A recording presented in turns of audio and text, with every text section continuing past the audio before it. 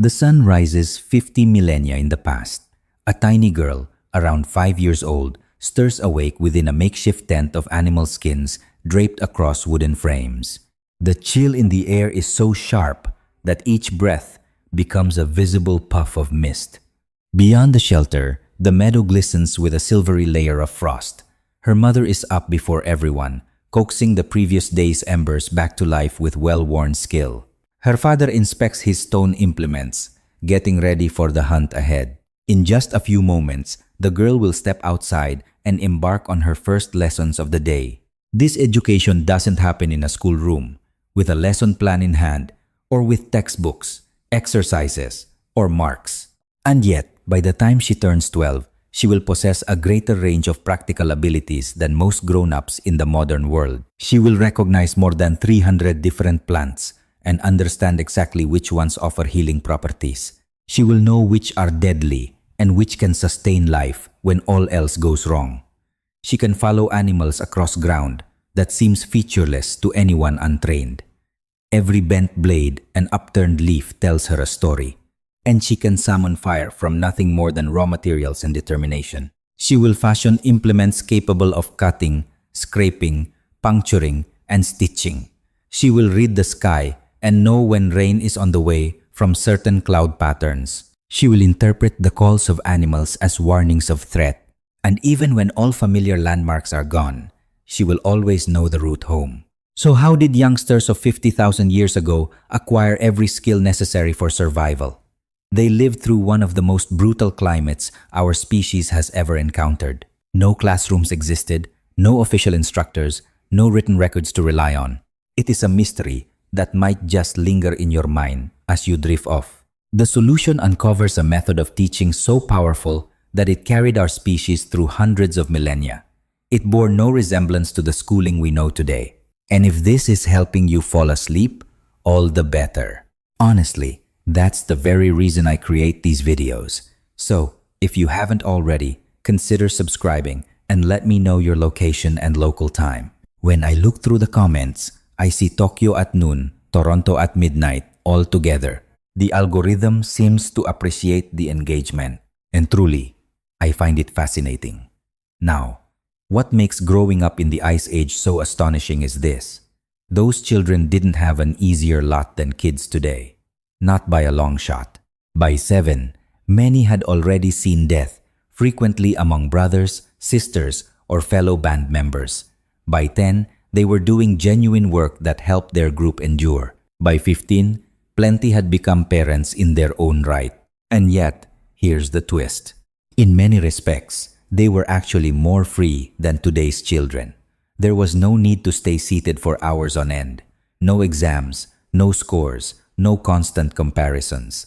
And they weren't forced to absorb abstract ideas that might never prove useful in real life. Every piece of knowledge they acquired was necessary for survival. Today, let's focus on a particular chapter of human history, roughly 50,000 to 30,000 years ago, at the core of the last ice age. This era came after language, art, and advanced tools were already part of human life. Yet, this was still thousands of years before the rise of farming and cities.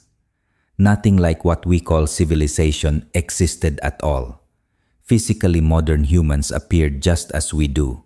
Their communities range from 20 to 150 people at most. They roam from icy tundra to thick woodlands and everything in between. These people were your own direct forebears. Their bloodline runs through you at this very moment. And every single one of them survived a childhood unlike anything we know today. Consider this thought experiment.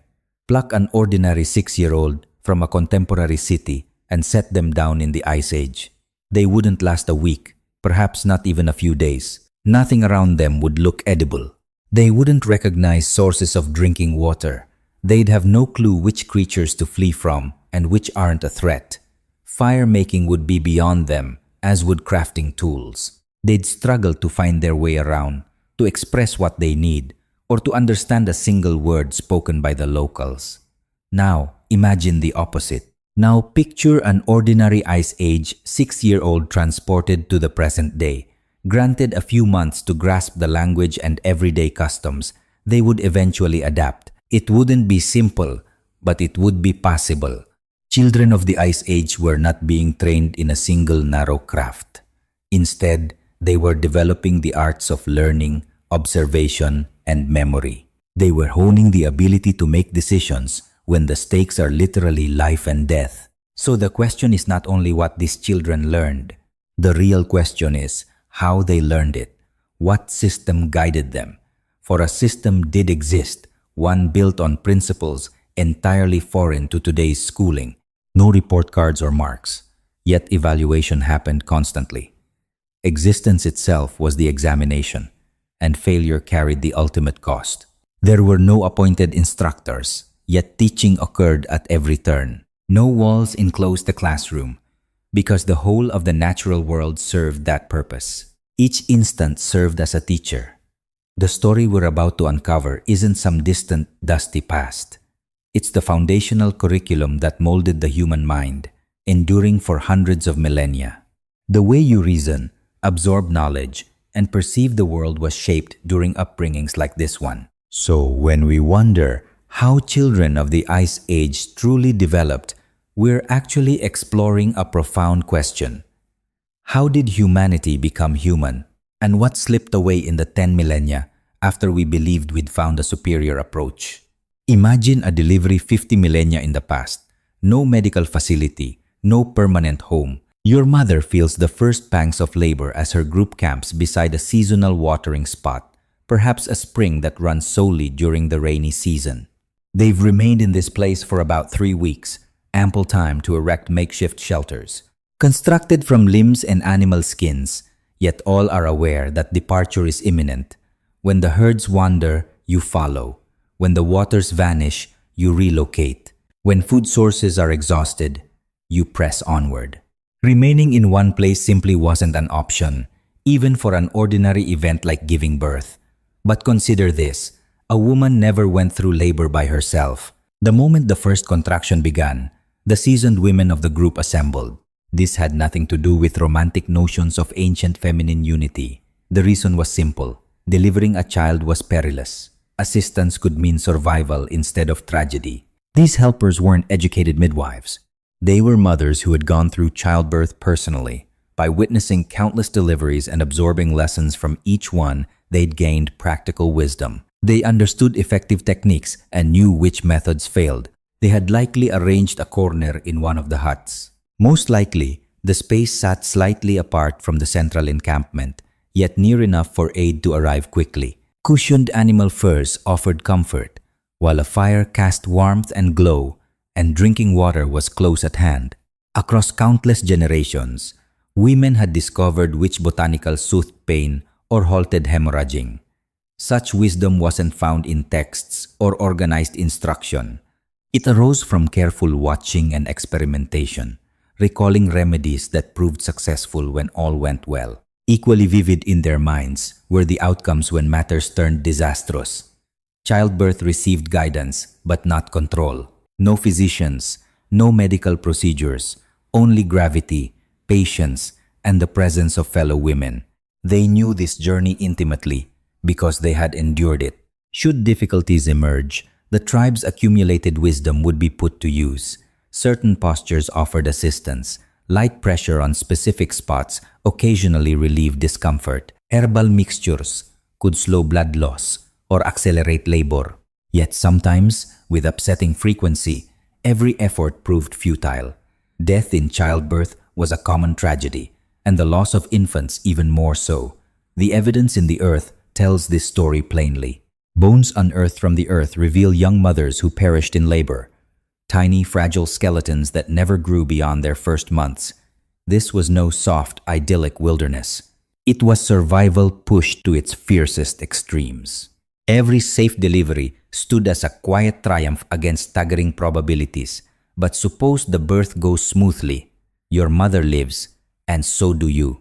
Your first inhalation occurs inside a hut of branches and hides. A small group of 20 to 30 individuals keeps watch and will join in your upbringing. Each one has a personal stake in seeing you thrive. What follows bears little resemblance to today's babyhood. To begin with, nursing. Not just for half a year or a single year as today's guidelines suggest. The period stretched to 3, 4, 5 years, occasionally beyond. This wasn't an optional parenting decision. It came down to biological survival. A mother's milk represented the sole consistently safe nourishment for babies and young ones.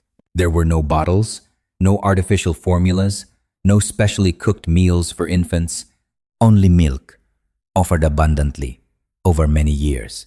This lengthy nursing period played another vital role. It naturally separated pregnancies. Moms who nurse regularly frequently stop ovulating, a condition termed lactational amenorrhea. Thus, children typically arrived every 3 to 4 years. This spacing was non-negotiable, since a woman traveling from camp to camp couldn't manage 2 small babies simultaneously. Yet nursing was only the first form of closeness. Starting from the instant of your arrival, you were almost never by yourself. You were held by your mother nearly all the time. There were no modern infant carriers with back support or carefully engineered straps. Instead, she used a simple wrap crafted from skin or braided vegetation, slung across her torso. You nestled against her front, side, or back, shifting according to her task. This wasn't driven by some modern attachment parenting theory. It was straightforward usefulness. The group traveled frequently, always on the move, and every person had to transport their own belongings. A mother couldn't set her baby aside while collecting berries, preparing animal skins, or gathering wood for the fire. As a result, infants were present for all activities, held in uninterrupted skin-to-skin warmth, attuned to a mother's heartbeat, sensing each stride, growing deeply accustomed to the cadence of existence. And this is where the story becomes fascinating. Your mother wasn't your sole caretaker, not remotely. Among a group of 20 or 30, you would engage continuously with perhaps 15 to 20 grown-ups. Extended relatives, aunts, uncles, grandparents when they lived to that age, cousins, and even unrelated members of the group who had their own motivations to help the young thrive, all played a part. Anthropologists call this arrangement alloparenting, and it produced a truly extraordinary outcome. Your attachment was never limited to just your mother alone. Your bond extended to the entire band. That woman who worked with plant fibers while your mother gathered roots would sing to you, hold you when you cried, and let you feed at her breast. If she was producing milk, and your mother was otherwise engaged, you would be passed from your mother's arms into hers. Another man, shaping spear points and keeping an eye on the little ones, would carry you when the group traveled, play with you, and demonstrate how stone splits and fragments scatter. This bore no resemblance to a modern nuclear household. It was communal upbringing born of necessity. As a result, children grew up trusting many adults, gaining knowledge from all kinds of teachers, and grasping from the very start that staying alive was a collective effort. Your sensory learning kicked in right away, not through structured instruction, but through endless immersion in the sights, smells, and sounds of human existence. Riding in a sling pressed close to your mother, you absorbed all the sounds around you. There was the crisp snap of stone being knapped, the steady scrape of hides being worked, and the murmur of grown-ups debating hunting grounds, which plants were ready to harvest, and whether the weather was shifting. Animal voices filled your ears constantly, bird songs that marked daybreak or gave alarm at predators, deep bellows from large beasts that could mean a meal or a threat, and quiet rustling of small creatures hidden in the brush. Your growing mind was filing every sound away, creating an inner archive where certain noises signaled safety, others signaled danger, some signaled food, and still others signaled flee. You understood weather long before you had language. You knew the scent of approaching rain. You recognized the look of the sky before a storm, the distinct tone of wind when it bore moisture or grit, and the faint temperature shifts that hinted at changing seasons. None of this was theoretical. It was practical survival wisdom, taken in naturally through endless familiarity. You became attuned to the daily rhythms of human life, the group stirring at sunrise, the hurried activity of packing up camp or getting ready to hunt, the focused stillness of afternoon tool-making, and the lively sounds of nightfall as everyone gathered to eat, exchange news, and spin tales beside the flames. All of this flowed around you, shaping your mind to the beat of shared human effort to survive. Around your first or second year, you gain the ability to move on your own. This marked the biggest difference between Ice Age child rearing and modern approaches. As soon as you could crawl and later walk, an extraordinary degree of independence opened up to you. There were no nurseries to restrict you, no playpens or child safety barriers. The whole camp became your domain, and within its limits, you were free to roam. Fancy examining that heap of animal bones left over from the previous night's supper? By all means. Wondering about the stone implements left beside the flames. Feel them. Test what they can do. Drawn to the piles of collected plants awaiting preparation? Tear them open and see how they're put together. This wasn't careless child rearing. It was deliberate contact with controlled risks. Grown-ups kept a steady watch, yet they didn't hover. They allowed you to discover through hands-on encounters that carried small consequences but delivered significant lessons. You reached for something sharp, felt a slight sting, and instantly grasped the meaning of sharpness without any long lecture. You wandered near the fire and felt unpleasant warmth, so you learned where the danger line was without being badly burned. You pick up a branch that had hidden thorns, and the sting taught you to inspect things thoroughly before grabbing them.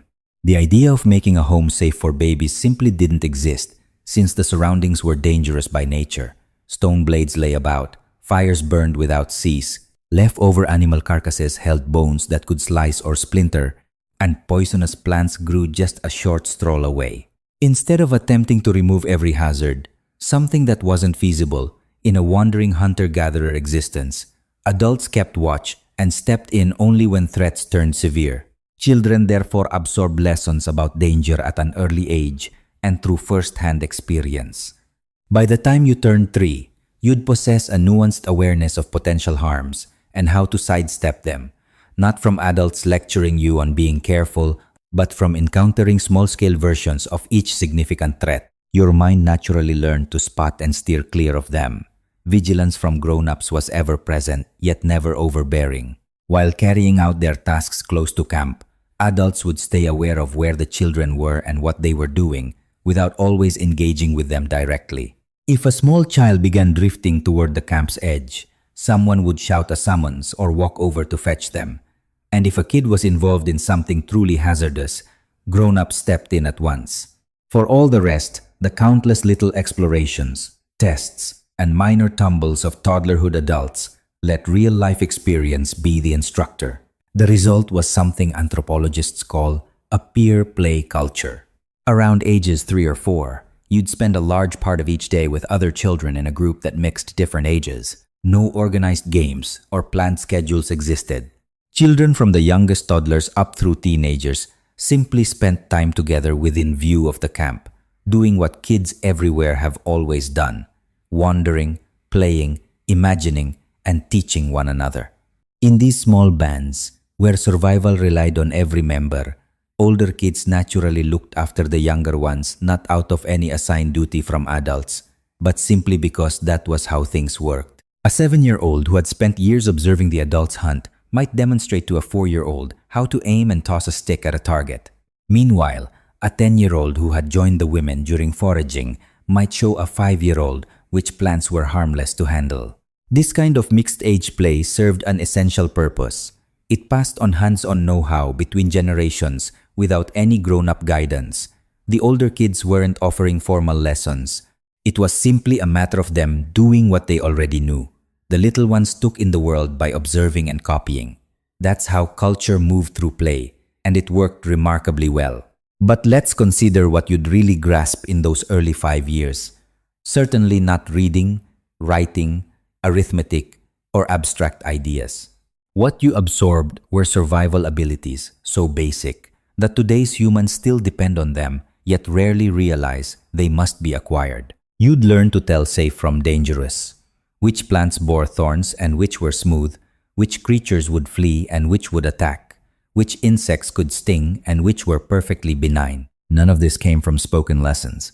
Instead, it was picked up through careful watching and an occasional sting or scratch, becoming so deeply etched in memory that it felt like instinct. The lay of the land was something you learned by moving through it again and again, never from any drawing. By 4, you could call out dozens of landmarks, point to where water appeared each season, and recall the trails linking familiar camps. Your inner map of the world took shape slowly, one footfall at a time, through direct contact with the earth. You were also picking up how the group worked socially, who held influence and who didn't, who called the shots and who went along, which grown-ups had endless patience and which lost their cool fast. Among the kids, who could you rely on, and who would shove you or snatch your belongings? The intricate tangle of bonds among people, which shaped every part of your existence, was something you absorbed through experience alone. No one could explain it to you. Above all, you learned by actually doing. Curious about how fire behaves? Observe the adults as they manage it.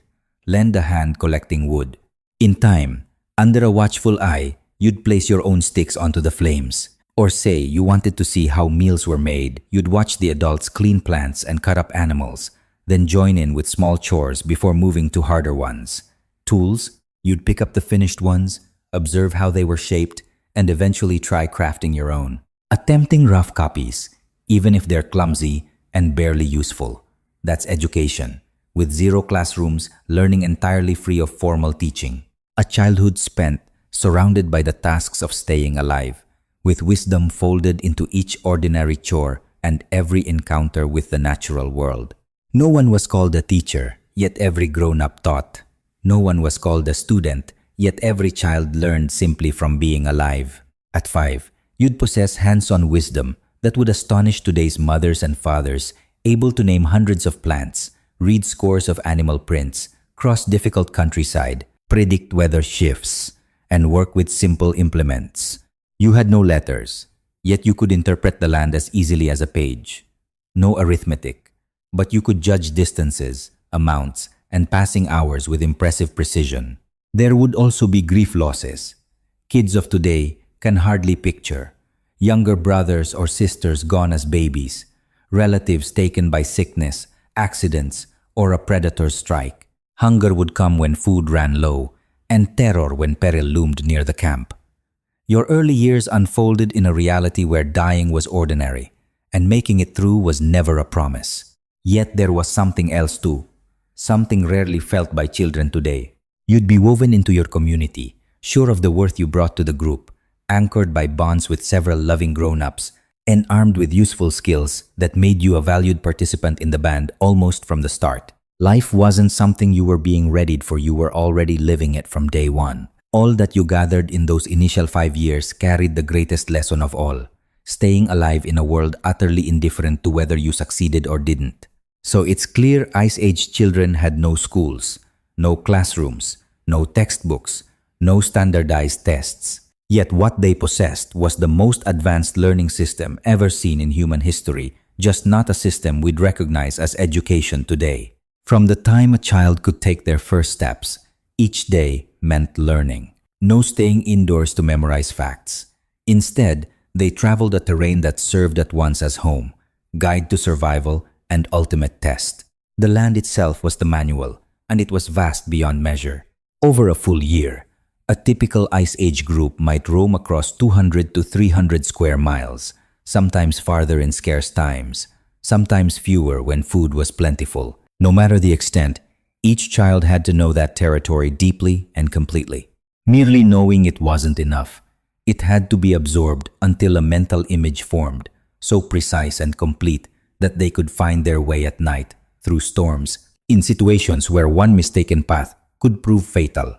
This wasn't a choice or a bonus, it underlay every future lesson they'd ever receive. Contemporary hunter-gatherer communities, our clearest glimpse into what Ice Age childhood looked like, demonstrate exactly this. Kids as young as 3 or 4 start following adults on their daily routines, at first just stumbling alongside, playing, hardly seeming to notice yet they're taking in all of it. They soak up the trail winding through the brambles without a single scratch. They soak up the stone formation that closely resembles countless others, except that it points the way to the spring. They take in the solitary tree on the ridge, a sight clearly visible across great distances. They take in the landmark confirming that the winter camp lies ahead. By 7 or 8, most youngsters could traverse miles unaccompanied and still return home. By age 10, they had memorized each watering hole within a day's travel, every cave, every rocky ledge, every spot offering refuge from an unexpected downpour. They were aware of the hazardous places, the unstable cliffsides, and the bogs that seemed firm yet could pull you under. Each walk, each foraging outing, each hunting journey came with the constant chatter of adults. See that hillside? The one where pale stone shows through? That's where the spring is. The flint has fine flaking qualities, superior to the gray rock from the river gorge. We'll return here when new blades are needed. And smell that? That's a cat. A big one. Probably male. He marked this land yesterday. Or the day before. No camping here. No lingering either. This is his domain, not ours. The land was not merely memorized. It was read as an ever-updating tale. The bent grass revealing where animals had rested. Scratches on bark revealing a bear's claim to its turf. The churned ground near a pond indicating a predator had recently made a kill, meaning leftovers might be within reach, but peril too. This level of environmental detail demanded thousands of hours of direct watching. Yet Ice Age children had those hours. Nearly all their waking time was spent outdoors traveling through their realm, seeing, hearing, soaking it in, and the land was merely the start. The true curriculum was far more complex. Consider plants. In a typical Ice Age world, around 300 to 500 different species existed. Of those, perhaps 150 directly benefited humans. 50 to 60 might be edible. Another 50 supplied materials for tools, cordage, medicine, or fire making. 20 or 30 were outright harmful, poisonous enough to make one sick or die. Every child was required to know every one of them, not just to spot them quickly, but to comprehend them through every stage of their existence. Plants appear unlike their spring selves during autumn. The nutritious root you dig up early in the spring turns tough and bitter by midsummer. Leaves that are fatal in June become safe to eat in April before full growth. The berry that is poisonous when green becomes wholesome once it turns dark red, but only when it's the precise shade of red. The nearly identical berry reaching a modestly different red will make you severely ill. This instruction in plant lore began as soon as children could walk. Mothers and grandmothers continually shared their botanical knowledge during food gathering trips. These leaves, the ones with the fuzzy undersides, are edible, but those aren't. See the smooth leaves? They make you sick. Feel the difference. Or take this one. It's for when your stomach is uneasy. You chew only a small piece. Not too big too much will worsen things. By age 5, most children knew the common edible and poisonous plants. By 8, they were capable gatherers, able to truly help feed the family. At 12, they had more practical botanical knowledge than most modern biology students. They understood plant cycles, preferred habitats, and what certain flora revealed about soil or water. They knew which plants attracted helpful wildlife and which discouraged predators. However, this wasn't learned from lectures or memorization. They learned through action, keeping pace with adults who foraged every day. They saw which plants were carefully picked and which were skipped. Absorbing the ongoing narration, they eventually did their own gathering under watchful eyes, with errors corrected before any harm. The same held true for knowledge of animals, and the lessons were even more elaborate. Ice Age young ones had to be familiar with dozens of animal species, not just recognize them, but understand their conduct, tendencies, and minds. Each person's survival depended on anticipating animal actions, knowing where they would be per season, their reactions to the weather, whether they posed a threat or could be approached, and whether hunting them was worthwhile or best avoided. Long years of watching made it possible to remember migration paths. The caribou flowed north in the spring and south in the autumn, tracing routes that altered from year to year based on rain and plant development. At certain times of year, the salmon would swim upstream. Those moments shifted from river to river and year to year, yet they followed patterns that could be learned. Spring brought the birds, and with them the promise of milder days. Other birds signaled winter's approach. That was the signal to head for sheltered valleys. Being able to read tracks was vital. a child might begin learning the basics at 4 or 5 years old, starting with the obvious. Notice this print? Deer. 4 toes, split down the middle. See? Then there's another kind, 3 larger toes. Those belong to the giant ground sloth.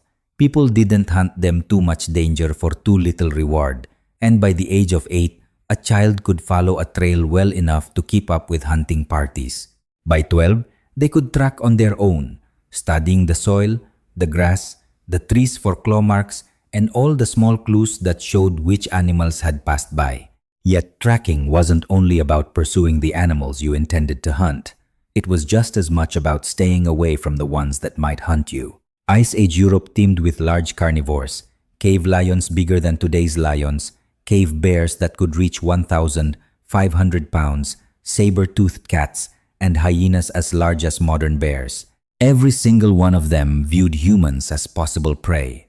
That is why children took predator behavior so seriously, learning it with the utmost gravity. They learned to tell fresh tracks from older ones. They learned to distinguish a predator merely passing through from one that was actively stalking.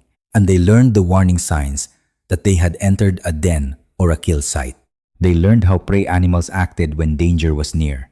The sudden alertness, the frozen stillness, the sudden burst of flight all meant something dangerous was close, even if it wasn't visible yet. They learned which animals were dangerous at certain times and which could be approached. A bear in late summer, well-fed and fat, might wander away from people, but the same bear in early spring, thin and hungry after hibernation, was extremely dangerous. A mammoth cow without a calf usually paid no attention to humans. A cow with a calf, however, would charge anything that came too near. A wolf pack that had just finished a kill might allow humans to come close and take scraps. But a wolf pack that was on the hunt would see humans as rivals or possibly as prey. This was not abstract knowledge. It was deeply felt, gained through close observation and reinforced by tales of those who had misread the signs and paid with their lives. Reading the weather was just as important, because weather in Ice Age Europe wasn't merely an annoyance, it could be fatal. In just a few hours, a storm could lower the temperature by 40 degrees. Snow could keep groups away from shelter. Floods could make river crossings impossible. Drought could wipe out sources of water. So children learned to read the weather through everything around them. Cloud patterns hinted at building storms. Wind shifts signaled coming temperature changes. Animal behavior predicted shifts in weather. Birds flew low before rain came. Insects swarmed before clear skies. Bears went into their dens early before especially cold winters. The sky at dawn, with its particular colors, told you whether it was safe to travel that day. The smell of the air hinted at coming rain or snow, and subtle shifts in pressure that modern people often overlook were as obvious to Ice Age children as headlines. Over many years of watching, they learned the rhythms of the seasons, when the first hard frost usually arrived, when melting snow opened the high passes, and when spring rains made certain river crossings impossible. This understanding was passed on through stories just as much as through first-hand experience. Elders told of weather patterns from years and decades gone by, teaching children the long cycles that determine survival. Knowledge of water was its own separate field of learning, because water sources were ever-changing. This was never just about satisfying thirst. It involved survival tactics, animal behavior, seasonal planning, and recognizing danger. Children learned to find water from miles away by reading the vegetation. Certain plants gathered in lines that revealed hidden streams below. They learned by following animal paths. When trails made by many different species came together, it meant water was likely close. They also learned by watching how birds flew. Some species made straight for water at dawn and dusk. They learned by listening for sounds that traveled over long distances. The murmur of streams and the croaking of frogs signaled permanent wetlands. But simply finding water was not enough. You had to understand it. Children learned that water looking perfectly clear could still be deadly. Mineral springs could poison anyone who drank from them. They learned to avoid still, stagnant water. Moving water was generally safer, and water from high spring sources was better than what pooled in low ground. They also learned how water behaved through the seasons. Some streams flowed all year long, while others dried up by summer. They learned which watering holes could be trusted. Some stayed reliable, even during drought, while others vanished completely. Water quality was something they judged through careful watching. Particular water plants and the way animals behaved were their clues. If big creatures came to drink at a spot on a regular basis, that was a good sign. They would also rely on scent and flavor to catch impurities well before illness could strike. Springs and streams acted as meeting places, strengthening the web of shared wisdom. Different family groups would gather where water was dependable. They exchanged news and refreshed what they knew. Young ones at such meetings absorbed far more than simply the ways of water. They came to understand how people traveled over vast distances of hundreds of miles. And there was the study of the earth, scholarly yet deeply useful. Flint and stone implements were necessary for nearly every task in the Ice Age. Those tools carved flesh, cleaned animal skins, shaped timber, and crafted further implements. Not every rock, however, would yield a fine tool. You had to find particular materials with special qualities. Flint, obsidian, chert, and quartzite broke along clean lines into keen edges. Thus, even young children picked up geology. They mastered spotting raw toolstone in its natural state, which could appear totally unlike the finished artifact. Knowing where to search was a lesson in itself. Quality material was found only at certain cliffs, along particular riverbeds, or on given slopes. Each source, they discovered, offered something a little different. There were variations in quality from one stone to the next. Dark flint served finer tasks better, while gray stone withstood rough and heavy wear. And they knew which rocks worked nicely for many other uses. Round, smooth pebbles from rivers could be warmed and dropped into water to cook food. Heavy, hard stones made excellent hammers for shaping flint. Softer rocks could be crushed into pigments for decorating things or preparing hides. Knowing one's way around caves was absolutely necessary for staying alive. Their cave knowledge went beyond mere locations to the question of safety. Children were taught to inspect an entrance for hints that predators had moved in. Leftover bones and old kills suggested the den belonged to a carnivore. Fresh claw marks and droppings revealed it was still being used. They also learned how dangerous carbon dioxide could be. Some caves held air so stagnant that venturing deep inside could be fatal. There were physical hazards as well. Ceilings that might collapse, flooded corridors, and frozen chambers made every step risky. Yet certain caverns were known to be secure homes. At a pinch, they could be protected from attack. Their temperature stayed steady through all seasons, which made them excellent for keeping food and escaping harsh conditions. Every piece of wisdom came together in a deep grasp of the seasons. In Ice Age Europe, nothing stayed the same. Change was always present, moving in patterns that ranged from a single day to several years. Children did not learn the yearly cycle from written words. Instead, they absorbed it through watching nature's rhythms firsthand. The blooming of certain plants told them that particular herds would soon be on the move. The arrival of certain birds was a signal that the time was right to collect particular foods. Temperature trends could foretell what resources would be plentiful months later. That kind of seasonal wisdom was amazingly intricate. The best moment to pick hazelnuts, for instance, came roughly 2 weeks after the oak leaves had grown to their full extent. That timing was reliable only when spring rains had been moderate. Go too soon, and the nuts were still unripe. Wait too long, and the squirrels had carried them away. The exact time changed depending on elevation, latitude, and how the weather varied from year to year. Fish began their upstream swim at different moments on different streams. What one river revealed could hint at another's rhythm, yet only if you understood how they were connected. They noticed how large plant eaters rose to higher ground when summer arrived. Snowmelt, which was never quite the same from one year to the next, dictated the timing. Berry patches appeared abundant in certain years, while in others they gave hardly any fruit. Those patterns were shaped by earlier rainfall and warmth, This was no mere collection of data. It was the underlying framework that allowed people to survive. Each piece of understanding linked to countless others, building a refined picture of the world inside the mind. Even a thoroughly trained ecologist of today might find it hard to equal. And the way all this complexity was passed on, simply by walking and talking. Grown-ups brought children along to every place and never stopped explaining things. Hands-on experience imprinted the knowledge more deeply than any classroom teaching could. There were no formal examinations, but mistakes punished you right away. A youngster who mistook a poisonous plant ended up ill.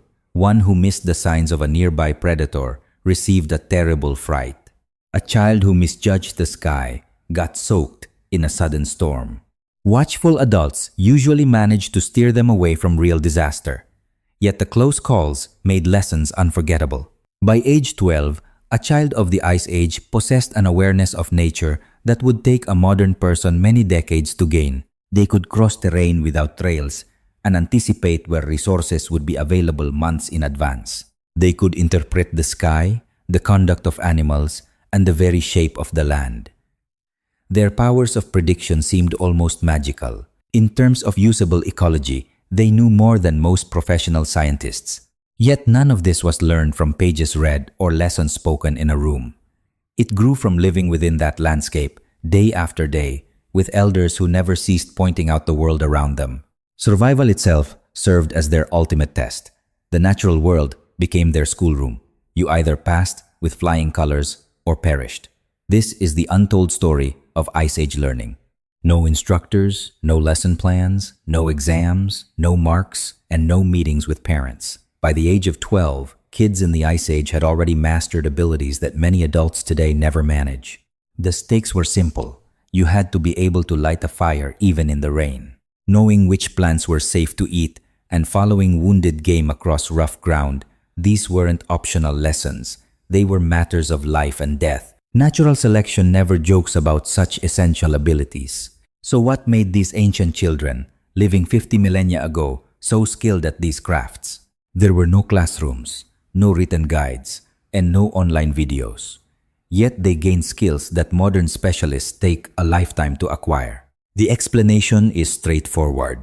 They began young, practiced all the time, and learned through hands-on tasks where errors carried weight. Take the most essential craft of all, creating tools, the shaping of stone by napping. This is the delicate art of transforming ordinary rock into blades, scrapers, and spear tips. Such tools enabled humans to endure. Contemporary archaeologists have even attempted to recreate these ancient instruments. And they'll say it's incredibly hard work. You're simply striking one stone against another, hoping to produce a serviceable edge without breaking the whole piece. It takes a feel for rock structure and a clear sense of three-dimensional geometry.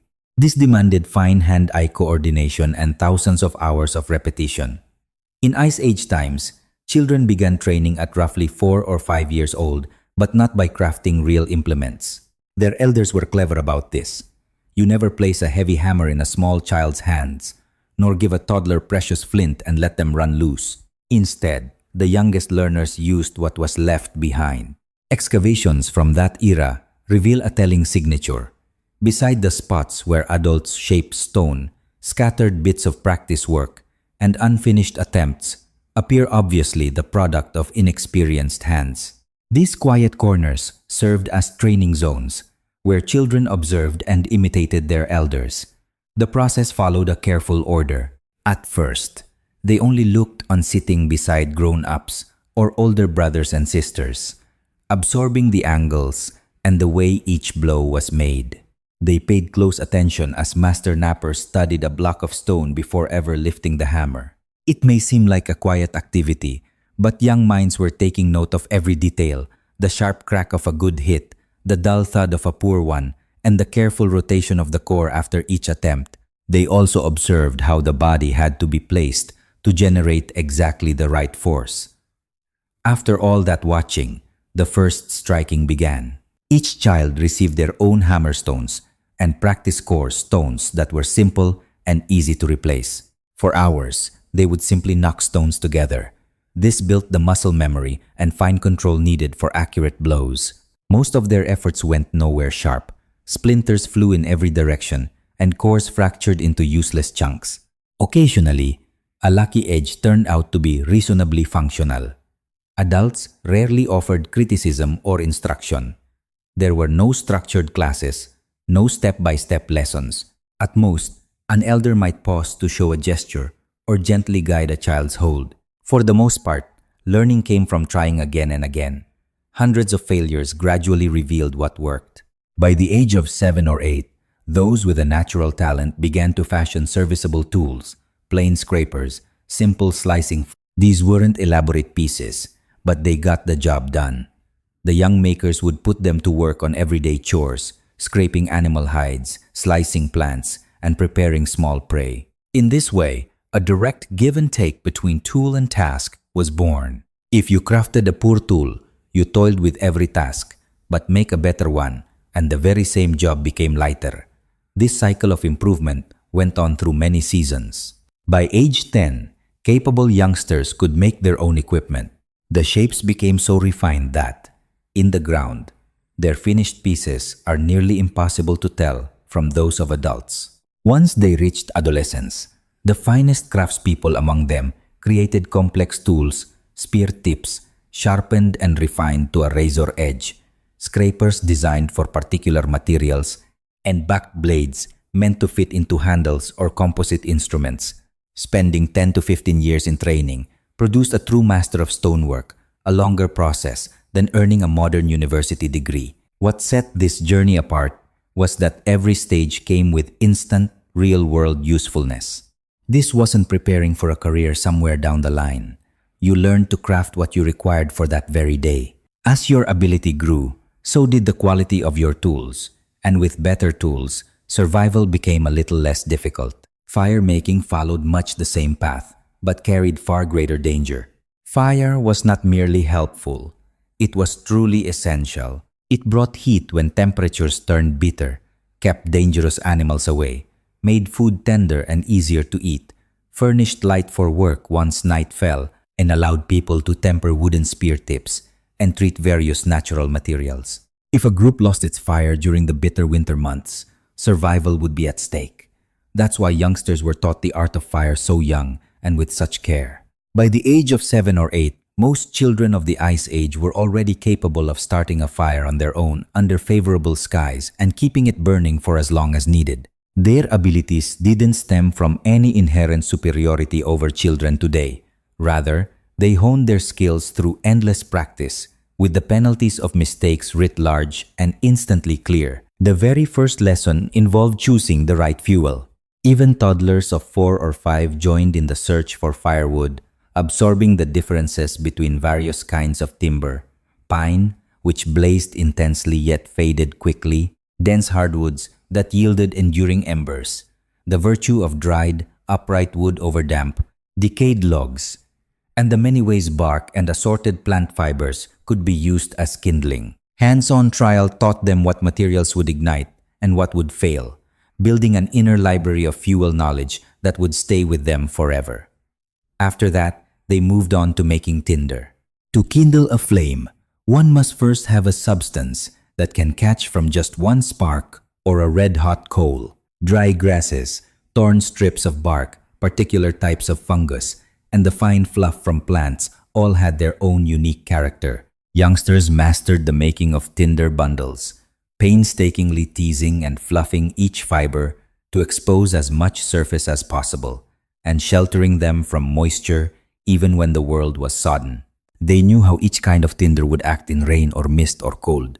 The actual ignition of fire followed, with techniques differing from place to place based on what nature offered. For some bands, friction was the answer, employing hand or bow drills whose constant spinning produced a smoky, radiant coal.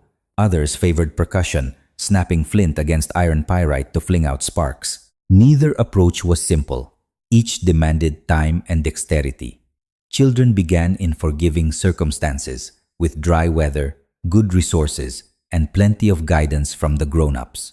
They would rehearse the production of sparks and embers over and over, memorizing the precise movements and building the stamina to keep up the friction until heat arose. Failure was constant in the beginning, from numbed fingers, poorly crafted materials, flawed form, or plain misfortune.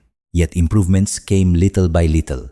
A capable child of 8 or 9 could manage a flame alone once circumstances were favorable. By early adolescence, an adept fire maker could summon fire in pelting rain, thick snow, or howling wind. They could coax a blaze out of soggy fuel when the need arose, interpret shifting skies, and think ahead to keep their supply of kindling safe from moisture. They also knew how to nurse a fire through the long hours of darkness with disciplined stacking and careful covering of the coals. More than a talent, it served as a kind of safeguard. Whenever another member of the band mastered the production of fire, the entire group's odds of living through the year rose. Should the central hearth die out? Should the band briefly divide? Should a single soul stray from the rest? The one who could start a flame stood a far stronger chance of enduring until help arrived or they found their people again. Learning to hunt was by far the most intricate education of all, demanding not only physical proficiency but also planning, forbearance, cooperation, and a quiet understanding of beasts and landscapes. Advancing from a mere onlooker to a true hunter was a journey of many years, following a familiar sequence of steps. From around 4 to 7 years of age, the youngest simply watched. From a safe vantage, they observed grown-ups trailing and bringing down prey, filing away lessons about animal habits, the silent signals shared among hunters, and the methods that succeeded or fell apart. Far from tedious, it fascinated them. The hunt was thrilling, intense, and frequently perilous. It was through this lens that children learned which creatures could be drawn near and which spelled death, how various animals responded to the sight or scent of people, and where quarry preferred to hide and graze. At roughly 7 or 8 years old, young ones joined the drives and surrounds as active participants. In these cooperative maneuvers, entire groups labored in unison, steering animals into killing grounds or boxing them in from all sides. The tasks given to the children were straightforward, yet essential. They raised a din to drive animals exactly where the hunters wanted, cut off any chance of escape, and lent a hand in dispatching any prey that was still struggling. It was genuine work, with enough edge to feel adventurous, yet enough oversight to keep them secure. After that, they turned to pursuing smaller quarry. Using throwing sticks, crude lances, and stones, they practiced on birds, rabbits, and rodents, any creature small enough that a failed shot wouldn't doom the camp to hunger. This sharpened their aim, instilled patience, and the art of creeping near, and put nourishing meat on the fire. A boy or girl who returned time and again with rabbits or low-flying fowl was genuinely adding to the camp's food supply. Then, at 10 or 11, those who showed real promise were introduced to true weapons for big game, the spear, the atlatl, or any other tool that happened to be forged by local tradition. They would spend long sessions perfecting the accuracy of their throws, mastering the upkeep of their arms, and grasping the physical principles behind each cast or thrust.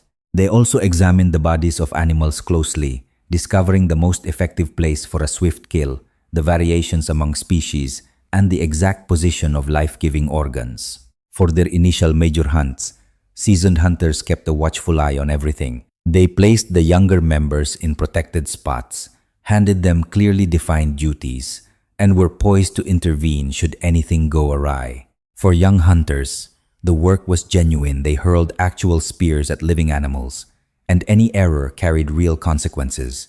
By around 15 or 16, the most capable among them were fully involved in the most perilous and complex hunts. These youngsters grasped intricate tactics, such as steering herds toward cliff edges, organizing tracking journeys that spanned several days, and interpreting weather patterns plus animal habits to anticipate their next moves. They built up immense physical stamina to chase prey for hours on end, along with the psychological resilience to cope with setbacks and narrow escapes. They also acquired the wisdom to decide when to press on and when to fall back. Altogether, this training spanned a decade to 15 years. Yet, in contrast to today's schooling, There was no separation between acquiring knowledge and putting it into practice. From their very first glimpse of a hunt until the final one, children absorbed abilities they would employ right away and throughout their lives. Collecting food offered a separate set of teachings, yet it was just as refined. Here, in fact, children held certain benefits. Thanks to their small hands, they could squeeze into narrow cracks and burrows that grown-ups couldn't manage. Their keen young eyes had an easier time noticing tiny objects like berries and birds' eggs. And because they saw the world from a lower angle, they caught ground-level resources that adults could easily miss. As a result, training in gathering frequently began even before hunting lessons. By 4 years old, a child could identify many kinds of plants and know which sections were safe to eat and which were toxic. Such understanding could genuinely mean the difference between life and death. Confuse one plant, and you might suffer an agonizing death, make the entire community ill, or merely squander precious time and energy on worthless finds. Children absorb these lessons through endless practice and careful watching. Each foraging trip served as a classroom.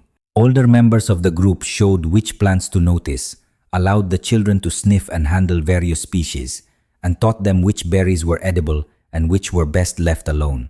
These teachings were strengthened day after day, since gathering was not a special occasion but an ordinary part of moving through the environment. The intricacy of food gathering wisdom was remarkable. Youngsters mastered seasonal rhythms, knowing that some plants became edible only during particular phases of growth. Their memory held hundreds of plant types and their characteristics, which roots were fine uncooked, which needed heat, and which had to be treated in a special way to get rid of poisons. They also grasped ecological relationships. Some plants thrive beside water, some in broken ground, and others in the dim shadows of thick forests. They mastered methods of harvesting, lifting roots in a way that left the parent plant intact to yield again the following season, stripping bark without destroying the tree, identifying nutritious edible insects, locating their nests and tunnels, knowing where birds were apt to build nests, and predicting when eggs might be found. Around 7 or 8 years old, kids had become skilled foragers across their native landscape. If they had to, they could survive for days on wild foods alone. Their grasp of botany and ecology outstripped that of many university-educated adults today. All of this had been acquired through hands-on involvement, by feeling, tasting, succeeding, and sometimes suffering through errors. Processing animal hides and making garments were every bit as vital. During Ice Age conditions, well-made clothing spelled survival. Inadequate clothing could lead to death from the cold. Thus, young ones began their training early and in depth. The first task was scraping. After hunters returned with game, the skins had to be cleared of fat and flesh before they could be put to use. It was monotonous, demanding labor, calling for long stretches of repeated scraping with stone implements. Children of only 5 years would assist with the simpler sections, building the necessary arm power and skill, and learning to judge when a hide had been cleaned sufficiently. Next came stretching and drying steps that stopped hides from turning rigid and worthless. Kids learned to spot favorable drying circumstances, stretch skins uniformly, and determine when the material was prepared for further treatment. Possibly the most advanced method for treating hides was brain tanning. Natural compounds in animal brains soften and relax the leather. This involved combining brain matter with water, massaging the blend into the skin through continuous kneading and working, and finally smoking the hide so that water couldn't easily penetrate it. Through many years of watching and helping, children mastered these procedures, step by step assuming greater responsibility. Sewing was a separate craft, carried out with bone or ivory needles and thread made from sinew or plant fibers. Expert seamstresses were able to craft close-fitting, functional garments. Before anything else, children learned to produce basic rope by twisting fibers into workable thread, after which they moved on to fundamental stitching methods, honing their skills on leftover scraps. By the early teenage years, skilled stitchers could construct and mend their own garments, a vital ability for surviving severe weather. The uses of cordage and weaving went well beyond clothing. for rope ranked among the most adaptable technologies humans had at that time. Cordage was essential for attaching spearheads to handles, fashioning traps and webs, constructing temporary dwellings, crafting pouches and storage vessels, descending steep rock faces, and even spanning small waterways with makeshift bridges. Anyone skilled at producing durable, dependable rope from whatever nature offered held immense worth. From an early age, children were taught the art of cordage, since the fundamental method twisting fibers so they would grip one another could be rehearsed over and over with very little in the way of supplies. By 6 or 7, the majority of kids could fashion basic 2-strand rope out of vegetable fibers, tendon, or, in dire situations, strands of human hair. As they grew, their skills became more refined, thicker, multi-stranded ropes, cordage tailored to specific jobs, and a deep knowledge of which plant or animal materials performed optimally when wet or dry. Perhaps the greatest mental challenge of all, though, was learning to track. A master tracker could gaze at what appeared to be barren earth and piece together an entire story. A creature had walked through this spot 3 hours earlier, in haste, limping on its back left leg due to an older wound, a pregnant female bound for the water. None of it was supernatural. It was practiced observation of patterns taken to an extraordinary level. Tracking instruction began nearly at infancy.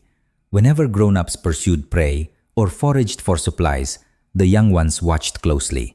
They came to identify footprints, grasping that each species made distinct impressions, that the soil and weather altered those marks, and that fresh signs looked utterly different from weathered ones. They became skilled at interpreting droppings, knowing exactly which beast had left them, what that animal had consumed, and roughly when it had been there. They examined nibbled twigs and leaves, trampled plants, unsettled earth, all the countless small signs that exposed the comings and goings of creatures. This education built upon itself, without ever reaching a final point. An accomplished tracker could hold in mind thousands of separate signs, keep an internal atlas of the usual routes taken by a wide range of creatures, and forecast their actions according to the season, the climate, and how much food was around. Those with a natural gift for reading signs were richly valued. Being able to track well might determine whether a family ate or went hungry, whether they found prey within hours or spent countless days on hopeless hunts. Yet the true genius of this upbringing was that none of it came across as schooling. There were no classrooms, no restless frustration. Instead, children played games that, almost without intent, instilled the skills they truly needed. Little ones pretended to hunt, creeping up on one another around the camp, casting sticks at marks, copying the ways of their elders on the chase. It was all great entertainment, yet in the midst of it, they were refining the very abilities that would later make them successful hunters. That meant coordination between hand and eye, forbearance, stalking prowess, and stealthy movement. They also experimented with fire, kindling their own small blazes and challenging one another to produce the largest flames or sustain a glow for the longest stretch. It was fun for sure, but it doubled as schooling in tending flames. They crafted miniature implements, flaking bits of stone from leftover chips to shape small copies of grown-up tools. Essentially, these were their dolls or action heroes. Only the playthings came with lessons in staying alive. Hide and seek turned into a tracking exercise, reading subtle marks on the ground and anticipating where someone might go. And when they pretended to forage, they'd race to collect the greatest number of berries or unearth the largest roots.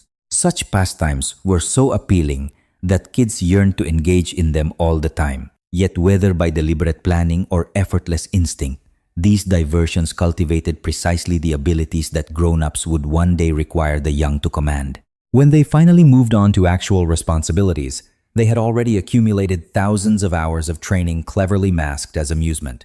Education had reached its purest form.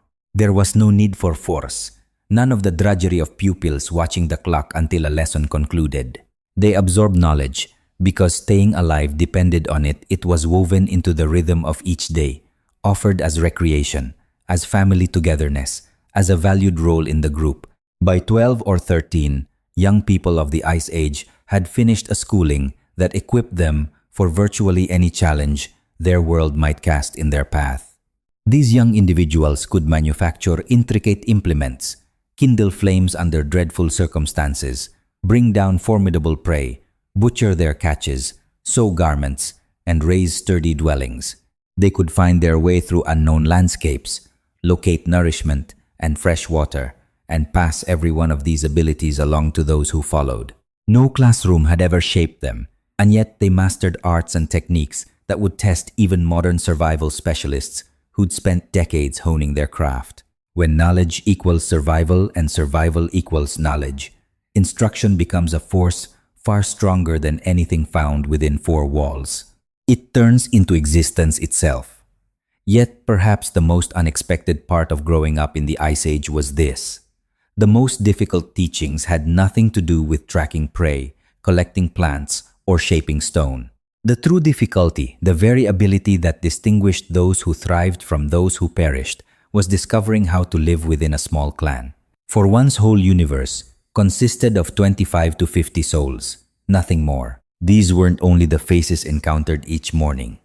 They were the sole human beings one might lay eyes upon for months on end. The band was far more than your family, neighbors, or community. It embodied your entire social world, your livelihood, your leadership, your amusement, your protection, and your provision for old age.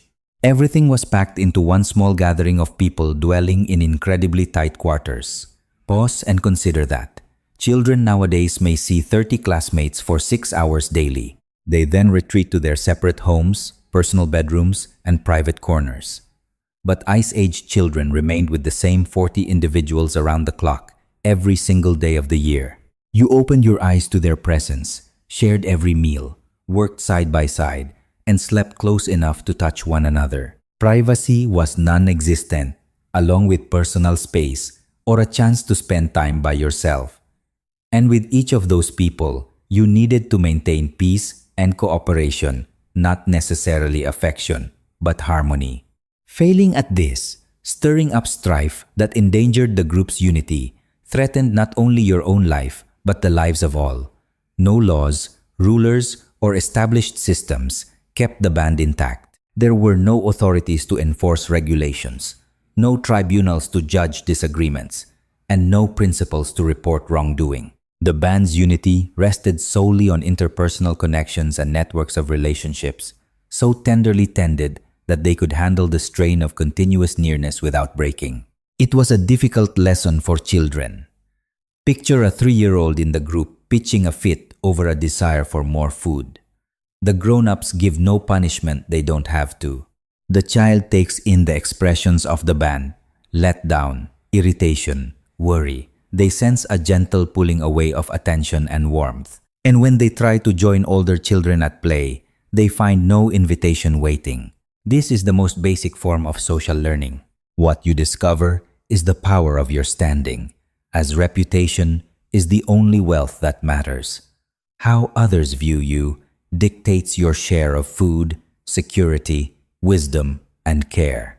You understand that membership in the group demands endless balancing between personal interests and the common welfare. By 5 or 6, Ice Age youngsters possessed a social sensitivity that would put many modern grown-ups to shame. They could pick up on the faintest facial changes, identify rising frictions within the band before they intensified, and grasp complex social interactions among individuals twice their age. This was essential, for their lives depended upon it. The foundational principle of their social education was reciprocity, not sharing. The two are distinct. Sharing means freely surrendering something. Reciprocity means recognizing that what you offer today will come back to you in some form tomorrow. These actions weave together investment, postponed pleasure, and communal insurance into a single custom. Picture a hunter returning with a deer. He cannot hoard it for his family. Without refrigeration, the meat would turn within days. Thus, he passes it around to the whole band, reserving the finest cuts for the elderly, mothers feeding their infants, and the ailing. This is not generosity, but prudence. Come next week, whoever finds good fortune will remember his unselfishness.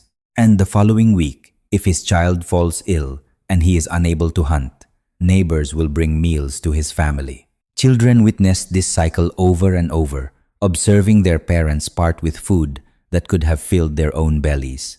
They also saw their own family being fed during times of scarcity. To them, the web of mutual giving felt like a living, breathing safety net that bore people up when they stumbled, and each child learned to take part in it. Imagine a boy or girl discovering a nest filled with eggs.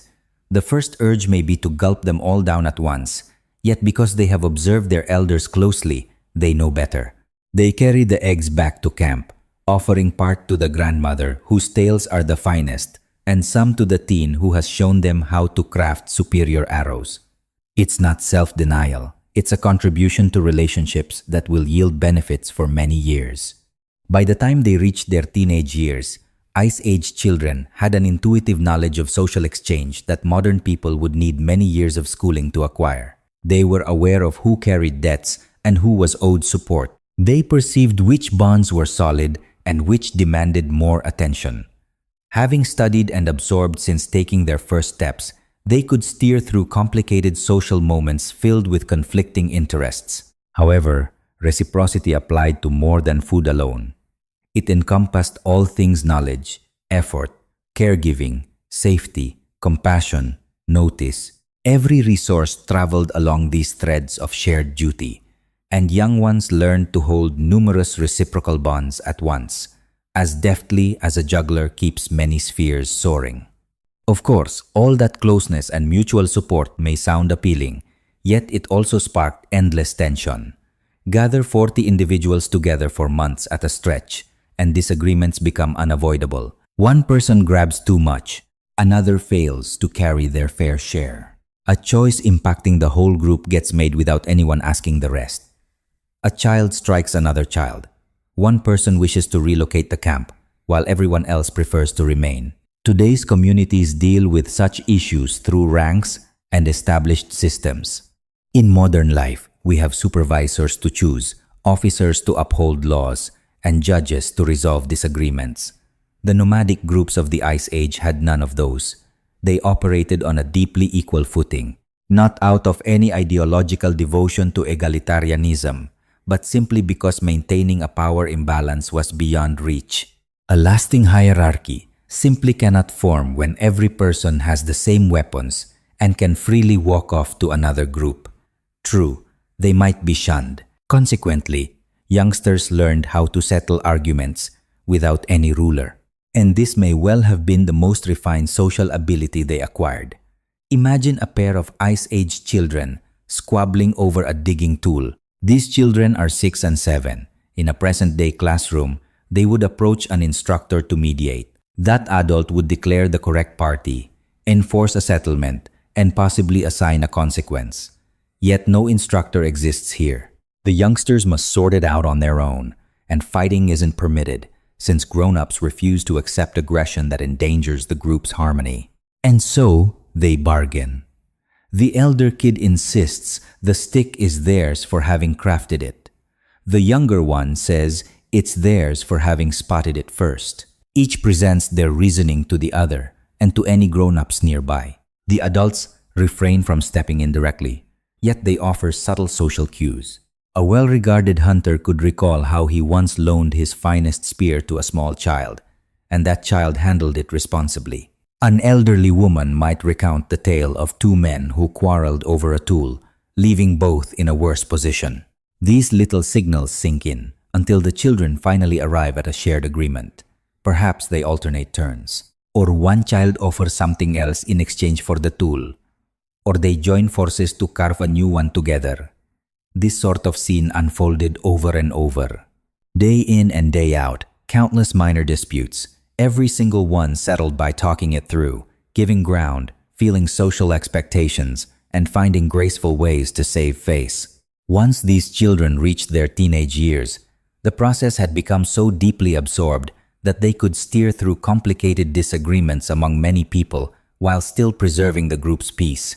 This skill was essential, for adult quarrels had the power to doom absolutely everyone. Should two hunters find themselves locked in a bitter argument that turns violent, the whole band might break apart. A portion of the people would follow one hunter, while the rest remained with the other. That would leave two bands of 20 instead of a single group of 40. And at that size, neither party can hunt successfully or protect its grounds. The odds of survival for every member take a serious plunge. Through observing grown-ups, kids came to understand that preserving the unity of the band mattered more than winning an argument. They discovered how to step away from a disagreement even when they were certain they had the better point. They accepted settlements that worked against their own interest. They also picked up that occasionally you must suppress your ego and say sorry, even if you weren't wholly at fault. The only other option would be to tear apart the very connections that sustained every life. However, this schooling in social life stretched far beyond disagreements and bargaining. A great share of it came through the greatest learning tool humanity has ever possessed: tales. Each evening, the entire band gathered around the flames. Once the meal was eaten, once tools were repaired, once all the daily chores were finished, conversation flowed. And that conversation followed no haphazard course. It had order, intent, and teaching at its heart, even if no one thought to name it that way. The elders shared accounts of those who came before, describing not merely their identities but their deeds. How a great-grandfather weathered a winter when prey disappeared entirely, turning to roots and bark for nourishment. How a great-grandmother discovered a fresh spring by trailing birds.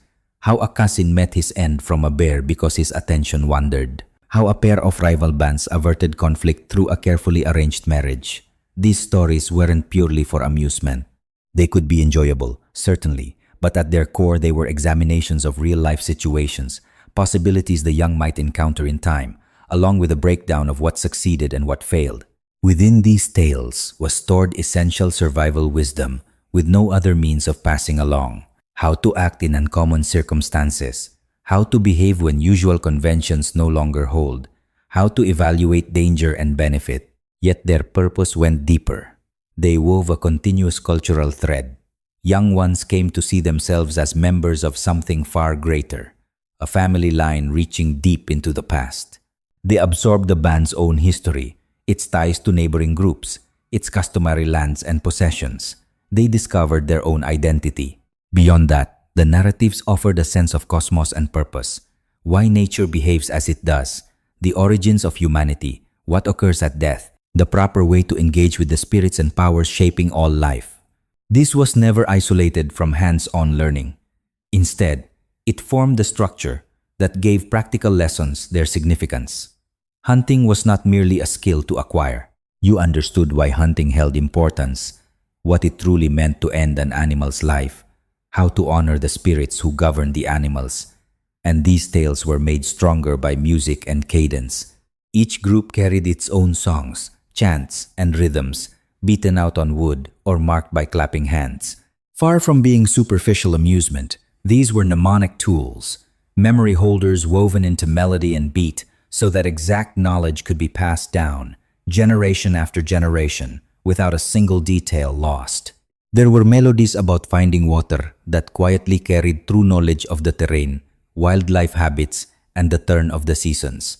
Fire-making chants held the precise sequence of actions, arranged in rhythms that made the order impossible to forget.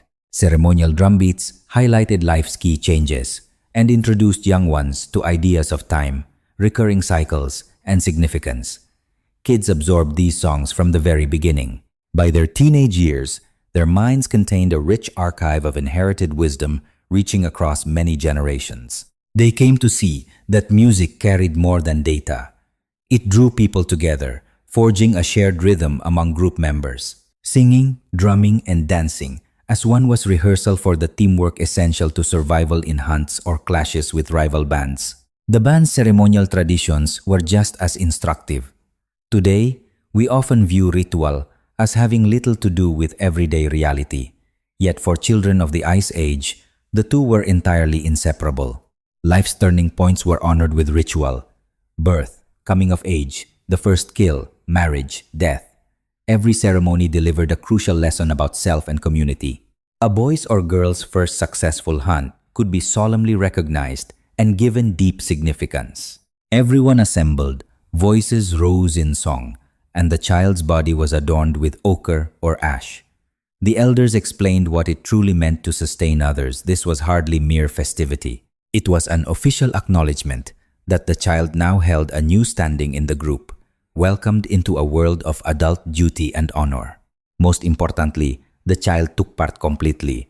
There wasn't a special ceremony made just for kids, and no attempt was made to soften or simplify it. Youngsters witnessed every event: births, deaths, rites of adulthood, healing rites, talks with outside clans.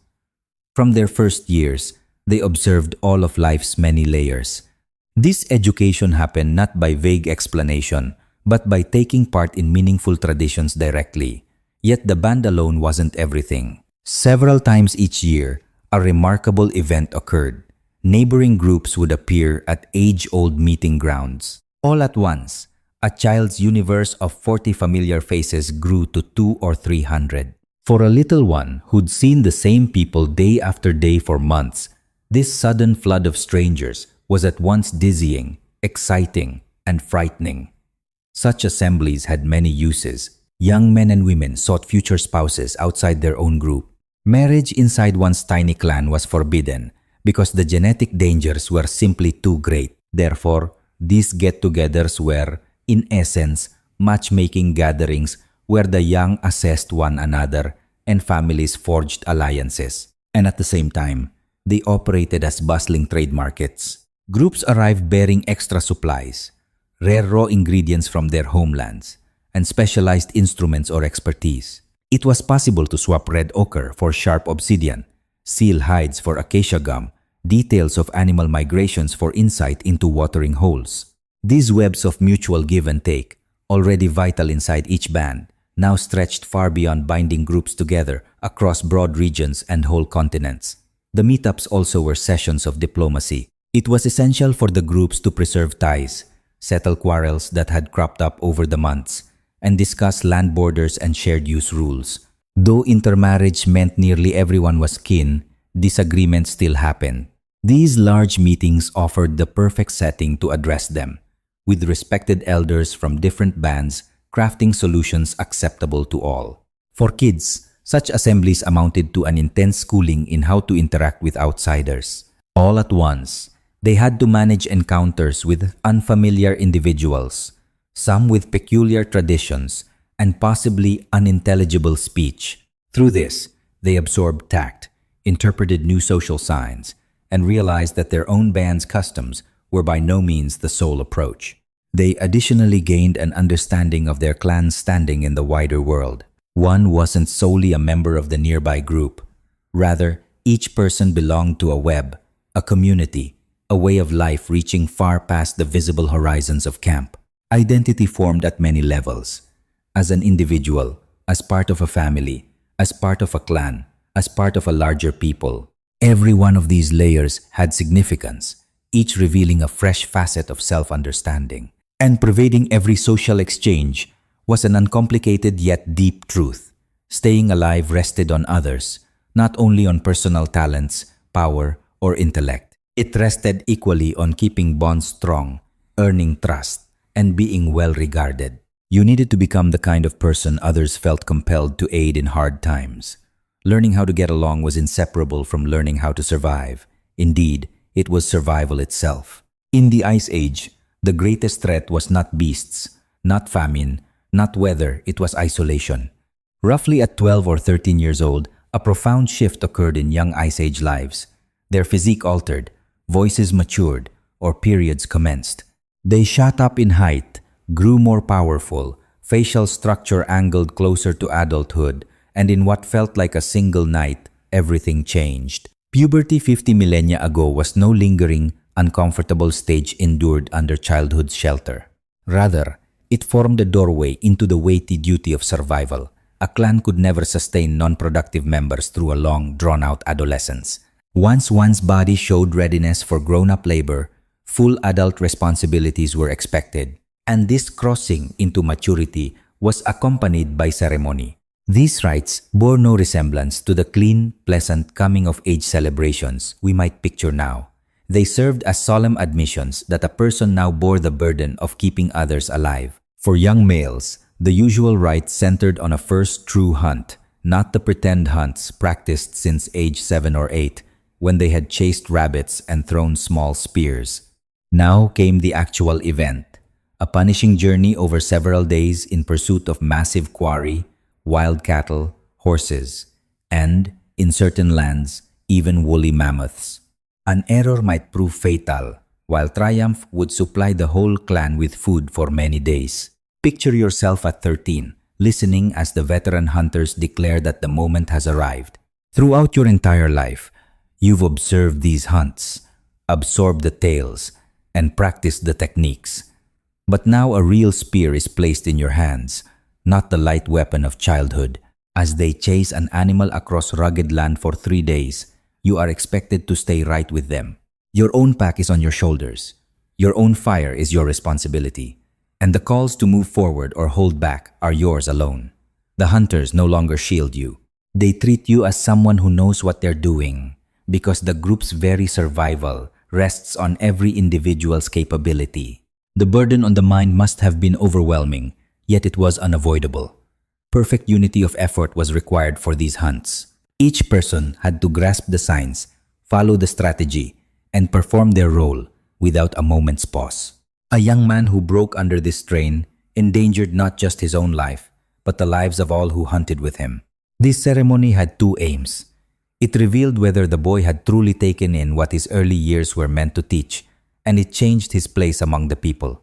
Before the hunt, he was a child who gave assistance. Once it concluded, he was a hunter whose actions counted, and that change carried deep meaning. Those who came through important hunts victorious were given a new standing. They gathered at the fire with the adults come evening. Their voices were sought when the band had matters to discuss. They were counted on to instruct the younger ones. And, above all, they now had the chance to find a partner and begin the courtship that would eventually bring about their own families. For young women, the journey was different but just as consequential. Their first monthly cycle was honored with ceremonies that differed from group to group. Almost always, the adult women of the community acknowledged that this girl now possessed the ability to bear children. Her new stage of life meant grasping duties her childhood had not fully readied her for. Yet becoming a woman was less about having children and more about making economic strides. Often, it was the teenage girls who proved the most effective gatherers among everyone. All the knowledge they had gained as children now became their strength. They could point out which plants were safe to eat, where those plants could be found, and how best to prepare them. Their bodies had also gained the power and stamina that adulthood brings. They could manage loads far greater than a youngster's, and they could trek much farther than elderly women whose bodies had been worn by years of struggle and many births. Perhaps even more vital, they rose to be instructors and heads of expeditions. At 15, a girl might guide a foraging party of small children and older women. She chose which areas to search for roots or nuts, how to adapt as weather shifted, and when the group should head home. This was more than a trial run at being a leader. The people handed her the welfare of their most vulnerable, and they relied on her to come back bearing enough nourishment. Some adolescent girls took this further. One might become deeply skilled in recognizing plants that healed. An experienced healer would teach her which roots could ease a fever, which leaves could be chewed to calm pain, and which mushrooms could be used to combat infection. Such knowledge meant the difference between survival and death. In a time without today's medicines, a serious injury could become fatal unless someone knew exactly what herb to place on it. Other young women turned into highly skilled artisans. Weaving baskets might seem uncomplicated, but crafting ones that held water or could lift 50 pounds of nuts demanded incredible ability. A gifted teenage basket maker might create goods so sought after that other tribes would exchange precious valuables to obtain them. She therefore represented an economic treasure whose influence went beyond the immediate needs of her own community. What stands out most, however, is the courtship system that developed during these adolescent years. Since Ice Age communities were small and often bound by blood, simply choosing someone from your own group because you found them appealing was impossible. Such matches would lead to inbreeding and genetic difficulties. As a result, These groups built sophisticated networks with neighboring peoples. Regular gatherings brought multiple bands together to trade, share news, and provide young people with the opportunity to meet future spouses. These occasions were far from casual get-togethers. They were essential survival strategies. When a teenager married or partnered with someone from a different band, the alliance created could be a lifeline. If, for example, your own people faced famine because the prey had vanished from the region, you could travel to your partner's home. There, the kinship bond would secure you welcome.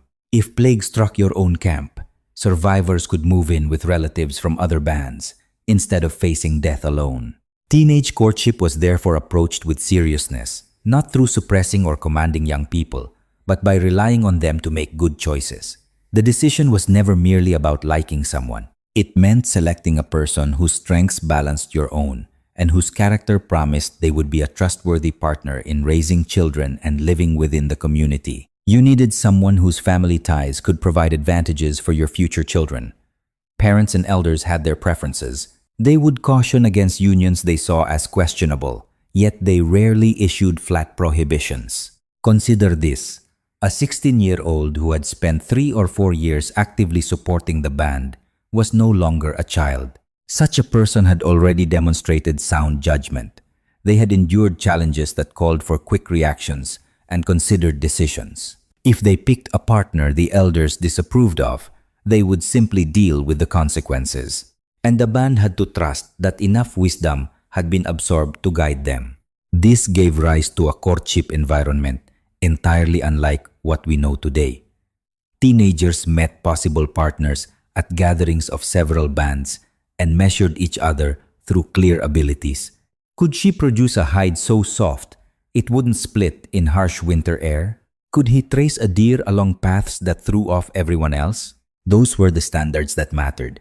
Physical attraction certainly had its place, we are human after all, but it had to be weighed alongside practical concerns that would decide whether a couple could withstand the oppressive conditions of the Ice Age. Some young people's skills grew so specialized that their worth was recognized across many different communities. A young man with a gift for reading tracts could find himself in demand among tribes that needed skilled hunters to navigate their lands. Likewise, a young woman whose healing gifts were known far and wide might be courted by groups who had just said goodbye to their own medicine woman. Such talents allowed them to negotiate partnerships that worked to their benefit.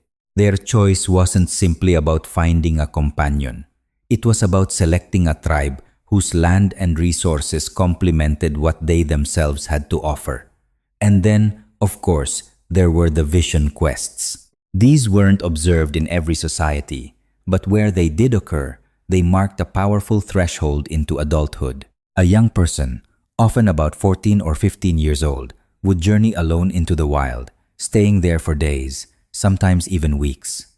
No food was provided, and their belongings were scant, only the knowledge they had absorbed and their inner capacity to fend for themselves. Officially, this trial held a sacred meaning: to seek wisdom from ancestors or the spirit world, and to learn one's true adult name or calling. Yet the earthly purpose was plain to see. It was a test of solitary survival. It demonstrated that even if you were suddenly separated from your people while hunting or traveling, fear wouldn't overcome you. You could find your bearings, gather food, keep your fire burning, and trace your way back to known ground. The effect on the mind was truly profound. To be alone in the wild for days, surrounded by unseen dangers, with hunger gnawing, fear creeping in, and no one else around, that forced young people to truly see what they were made of. The ones who made it back had shown themselves something that all the practice hunts and guided gathering trips could never prove. They could endure the absolute worst. When everything fell apart and there was no one to save them, they still found a way to live. But not all returned victorious. Some young souls did not complete their quests. They came back early or were rescued when trouble found them. Such outcomes weren't met with punishment, but they carried a certain weight in the community. A young man who had failed the trial might find it harder to attract a mate. That shortfall cast him in a dim light, suggesting he might not stay steady in a crisis. Likewise, a young woman who came back before her time could be given quieter, lesser regarded tasks, gathering in the safety of the camp rather than leading long journeys. Still, the majority did succeed. They came back thinner and weary, sometimes marked with scars or burns from rituals carried out in solitude, and always brimming with accounts of their spiritual encounters. These stories would be pondered and shared by the elders as the fire crackled each evening. And they were never quite the same after. No longer were they youth merely playing at grown-up responsibilities. They had become young adults who had proved they could manage entirely on their own. Around the middle of their teenage years, many from this ancient world were already taking on the role of parents. To modern eyes, this seems astonishingly young, yet a number of circumstances made it possible. For one thing, they didn't raise their children in isolation. The entire community shared in the task.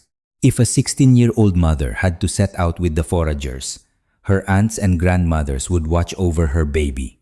And when a 17-year-old father left for a hunt that lasted days, his uncles and older brothers made certain his partner and little ones had food to eat. Another factor was their physical preparedness, a readiness that many teenagers today might not share. A lifetime of constant movement had made their bodies strong. And whenever food could be found, it was rich in protein and fat, offering all the nourishment needed for carrying and nursing a child. Perhaps the most vital point is that they had spent a lifetime absorbing the art of child rearing. By the age of 16, a girl of this era had already been caring for infants for 8 or 9 of those years. She had witnessed countless births, lent her hands to endless hours of tending little ones, and learned from wise mothers what methods truly served a child. And finally, having children early was simply the accepted way of life. No one looked down on a young mother or father because nearly everyone was one. The continued existence of the group relied on new life coming into the world. To put off having children until one's late 20s or 30s, as so many do today, would have seemed strangely careless to them. Children arrived when the body was ready, and the tribe stepped in to help raise them, just as those children would one day help sustain the tribe. This pattern gave rise to family bonds that looked very different from today's small, close-knit families. From the very first moments of life, little ones were surrounded by many caregivers. Their affections were spread among many grown-ups, not only the pair who contributed their genes. This extra layer of care was deeply important. Should a mother or father pass away, which was a common occurrence, a child was not left without family in the way we might think. There were always other adults to step in, since they had all been involved from the beginning. Being a young parent also meant staying flexible, a kind of openness that present-day parents who are older may have left behind. A 17-year-old father could still pick up new abilities, adjust to unfamiliar lands, or switch his role when needed. There were no rigid career ladders or financial burdens chaining him to a single path. Even though change was never easy, should the tribe choose to move on to new grounds, he could follow without a second thought about mortgages, steady work, or school zones. His duty was simply to help everyone stay alive, and that could be done in any land the group called home. By the time they reached 16 to 18 years, nearly all adolescents of this time had crossed fully into adulthood. They had an equal voice in the group's choices. They contributed to the economy of the camp just as grown-ups did. They formed bonds and often had little ones of their own. Their specialized talents made them respected members, and both their ceremonies and their everyday survival proved they could carry the weight of grown-up duties. There was no lingering youth, no long stretch of being half-dependent, too old to be seen as a child, yet not fully trusted as an adult. You brought something to the community or you didn't. You had the abilities needed to survive or you perished. The leap from being a child to becoming an adult came swiftly, squeezed into only a handful of seasons filled with focused learning and trial. Yet this was what made it succeed. Not a single one of those early years had been squandered. The games that sharpened hunting abilities, the foraging trips that accumulated wisdom, the tale-telling that passed along essential survival secrets, and the careful watching that nurtured sound judgment. When the moment of physical maturity finally came, Ice Age young people were genuinely prepared for grown-up duties, for every step since toddlerhood had been aimed at this very moment. Today we gaze upon 16-year-olds taking on parenthood, hunting, and guidance, and cannot help feeling that they were far too young. However, we measure them by a modern lifetime in which 16-year-olds sit in school all day, with meals, shelter, and safety provided by caregivers and institutions. Drop that same teenager into the Ice Age after growing up with relentless survival tutelage, and they would be fully equipped. It wasn't that they possessed greater emotional maturity than today's youths. Rather, their whole existence had been methodically grooming them for precisely this change. The true riddle is not why those ancient teens matured so quickly. It is why our own teenagers need so much time. The answer is straightforward. Our society has the luxury of waiting. Theirs did not. Let us pause now to consider what the children of the glacial era lacked. Not devices or digital entertainment. No, something far more basic, something so deeply woven into our current notion of childhood that we struggle to picture a youth without it. Structure. None of the formal systems we rely on now to categorize, supervise, and steer childhood had yet been created. And looking at what was absent reveals just as much about those ancient years as examining what was present. To begin with, children were never separated by age. Not at all, not in the slightest. Pause and reflect on how childhood unfolds today. Once you step onto the educational conveyor belt, age dictates everything. 3-year-olds in nursery, 6-year-olds beginning primary school, 13-year-olds in secondary. All through those years, we are surrounded chiefly by others born less than a year apart from us. They are our classmates, rivals, and yardsticks for comparison. The grip of same-age groups on our social life feels so absolute that we believe it to be natural, unavoidable, the single possible framework for raising the young.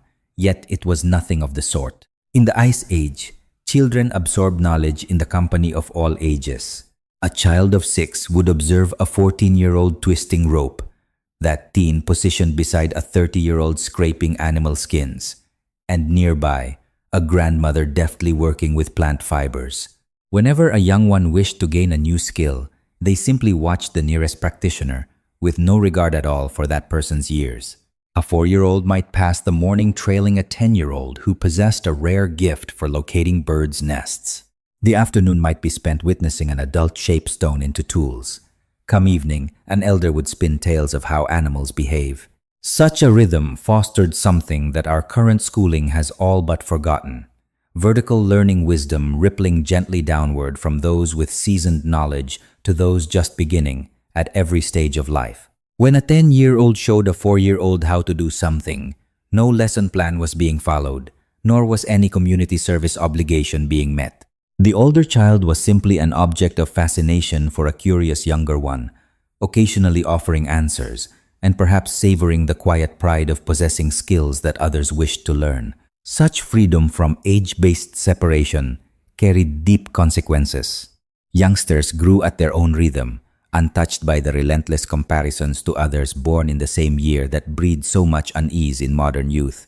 A 7-year-old who had not yet become adept at hunting was not being measured against some fixed standard and found wanting. They were merely an individual who had not yet mastered that particular craft, absorbing lessons beside companions of every ability and moving at their own chosen speed. This brings us to the second absent support.